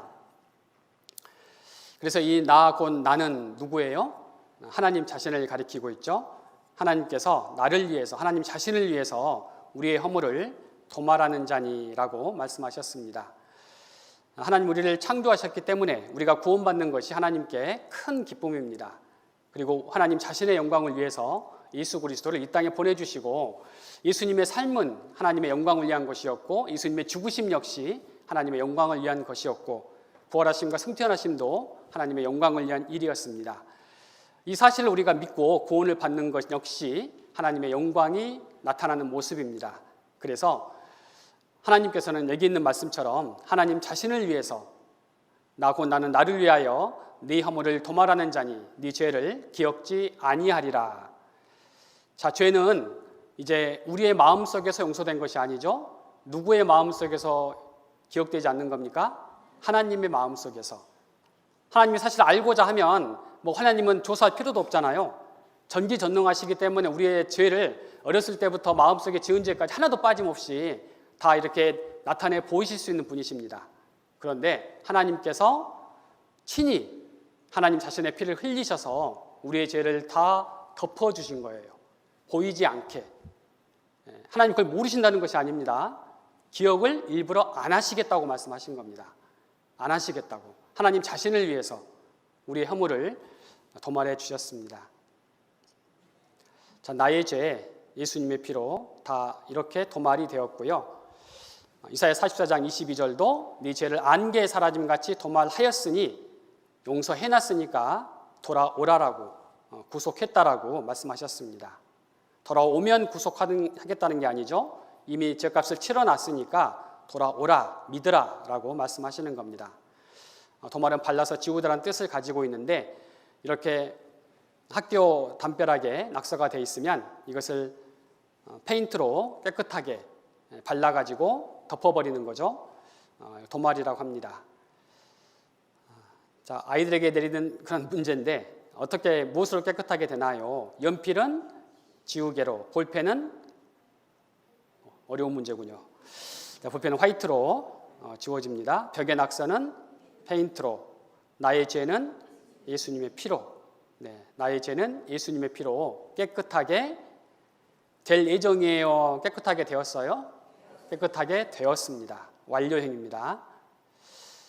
그래서 기억지 아니하리라라는 말씀은 나의 옛날 죄, 지금 죄, 미래의 죄, 아는 죄, 모르는 죄, 큰 죄, 작은 죄 다 하나님께서 예수님의 피로 덮어가지고 보이지 않게 해주셨고 그 죄를 기억지 않는다고 했습니다.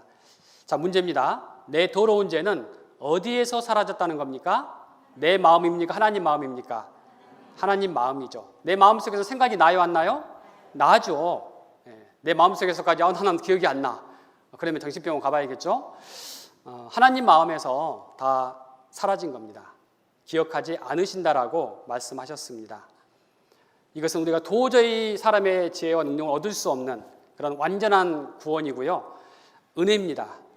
우리는 이 은혜를 믿음으로 말미암아 구원을 받았다라고 말씀하고 있습니다. 이것이 너희에게서 난 것이 아니오 뭐라고요? 하나님의 선물이다. 선물은 공짜. 하나님 편에서 준비하시기에는 자기 피를 흘리실 정도로 또 수천 년간 준비하시면서 엄청난 노력을 기울이셨지만 우리는 이미 베풀어진 은혜를 이제 듣고 마음으로 믿어서 구원을 받는 그런 하나님의 선물이었습니다. 내게 주는 선물이다 구원. 전 아무것도 한 게 없어요. 단지 믿은 것밖에. 그 믿음도 하나님이 주셔놓고 자, 영접하는 자, 곧 그 이름을 믿는 자들에게는 하나님의 자녀가 되는 권세를 주셨습니다. 하나님이 전에는 심판자였는데 나는 죄인이었고 예수님의 피로 도말이 되어서 이제 하나님이 아버지가 되고 나는 아들이 되었습니다. 이 부분은 나중에 보도록 하고요. 그래서 찬송가에도 그러한 내용들이 기록되어 있습니다.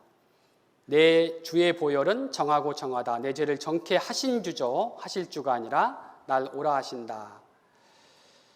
마음에 가득한 의심을 깨치고 함께 1절을 찬송하시겠습니다. 마음에 가득한 의심을 깨치고 지극히 화평한 마음으로 확실히 믿기는 어린 양 예수의 그 피로 속죄함 얻었네. 속죄함 속죄함 주 예수 내 죄를 속했네. 할렐루야 소리를 합하여 함께 찬송하세. 그 피로 속죄함 얻었네. 네, 그 피로, 예수님의 피로 속죄, 죄를 깨끗하게 다 용서 받으셨나요? 네, 우리는 예수님의 피로만 죄 사함을 얻게 되었습니다. 예수님 우리를 죄에서 구하시려 십자가를 지셨고, 그래서 우리는 예수님을 찬송할 수 있습니다. 주의 말씀 받은 그날 참 기쁘고 복되도다. 기쁜 날 기쁜 날 주 나의 죄 다 씻은 날. 예수님의 피로 내 죄가 깨끗하게 씻겨졌다는 사실은 우리에게 엄청난 기쁨이라는 것을 찬양하고 있습니다. 그래서 이렇게 찬송을 부를 수 있는데, 이 찬송가가 바로 그러한 주님의 은혜를, 그 구원을 깨달은 사람이 감사의 마음으로 이 찬양을 지은 겁니다. 자, 이렇게 모든 사람의 죄를 도말했다고 하셨습니다. 모든 사람의 모든 죄를 도말했습니다. 김일성의 죄 예수님께서 가져가셨을까요? 아니면 미워서 그냥 그대로 두셨을까요? 다 가져가셨죠. 지금 한참 까불고 있는 정말 시진핑이라든지 푸틴이라든지 트럼프든지, 자, 이 사람들의 죄 가져가셨을까요? 그대로 두셨을까요? 다 가져가셨습니다. 자, 그런데 그 사람들이 천국 가지는 못하겠죠. 왜냐하면 바로 남은 죄가 있기 때문입니다. 자, 누가 지옥에 가는가? 요한복음 16장 8절 9절. 그가 와서 죄에 대하여 의에 대하여 심판에 대하여 세상을 책망하시리라. 9절 함께 읽겠습니다. 죄에 대하여라 함은 저희가 나를 믿지 아니함이요. 네. 자, 믿지 않는 것. 하나님께서 자신을 위해서 우리 죄를 도말해 주셨는데 그것을 받아들이지 않는 것은 하나님의 은혜를 욕되게 하는 그런 모습이라고 할 수 있습니다. 부모님이 자식을 위해서 정말 진수성찬을 차려주었는데 자기 밥 먹고 왔다고 거들떠 보지도 않고 숟가락 한 번도 올려보지도 않는다면 부모는 마음이 기쁠까요? 안 기쁠까요? 네, 안 기쁠 겁니다. 하나님께서 정말 지옥 갈 죄인을 불쌍히 여기시고 사랑하는 그 마음으로 우리를 위해서 그 거룩한 피를 흘려주셨는데 우리가 그 은혜를, 그 사랑을 받아들이지 않는 것은 사람이 이 세상에서 태어나서 지을 수 있는 가장 큰 죄, 전 세계적인 죄, 전 우주적인 죄라고 말할 수가 있을 겁니다. 그래서 우리는 그 은혜를 믿는 자가 되어서 하나님의 자녀가 되고 영원한 천국 소망을 갖는 그런 분들이 모두 다 되셨으면 좋겠습니다. 그래서 오늘 이게 복음에 대해서 말씀을 드렸는데 또 내일 아침 말씀을 또 복음에 대한 그런 말씀을 다시 한번 또 전해드리고 또 생활의 어떤 모습들 어떻게 살아야 할지 신앙생활에 대해서도 또 몇 가지 함께 생각해보는 시간을 갖도록 하겠습니다. 함께 기도하시겠습니다. 저희를 사랑하시는 살아계신 하나님 아버지 감사합니다. 저희의 그 많고 더러운 죄를 저희를 사랑하시는 그 풍성한 은혜로 예수님의 보혈로 저희의 모든 죄를 깨끗이 영원히 씻겨주시고 그 은혜를 믿은 저희를 하나님의 자녀로 삼아주신 것 감사합니다. 주님께서 베푸신 그 크신 은혜를 저희가 깊게 또 날마다 감사함으로 생각하고 느끼며 살아갈 수 있도록 저희 마음 가운데 함께 하시고 저희의 삶을 또 인도해 주시기를 원합니다. 오늘 전해진 복음의 말씀 아직 깨닫지 못하신 분 또 내일 아침 또 오셔서 그 말씀으로 확증을 할 수 있도록 확신을 가질 수 있도록 주님께서 인도해 주시옵소서. 귀가하는 발걸음도 인도해 주시고 또 내일 아침 말씀에도 함께 할 수 있도록 주님께서 도와주시옵소서. 저희를 사랑하시는 예수님 이름으로 기도드렸습니다. 아멘.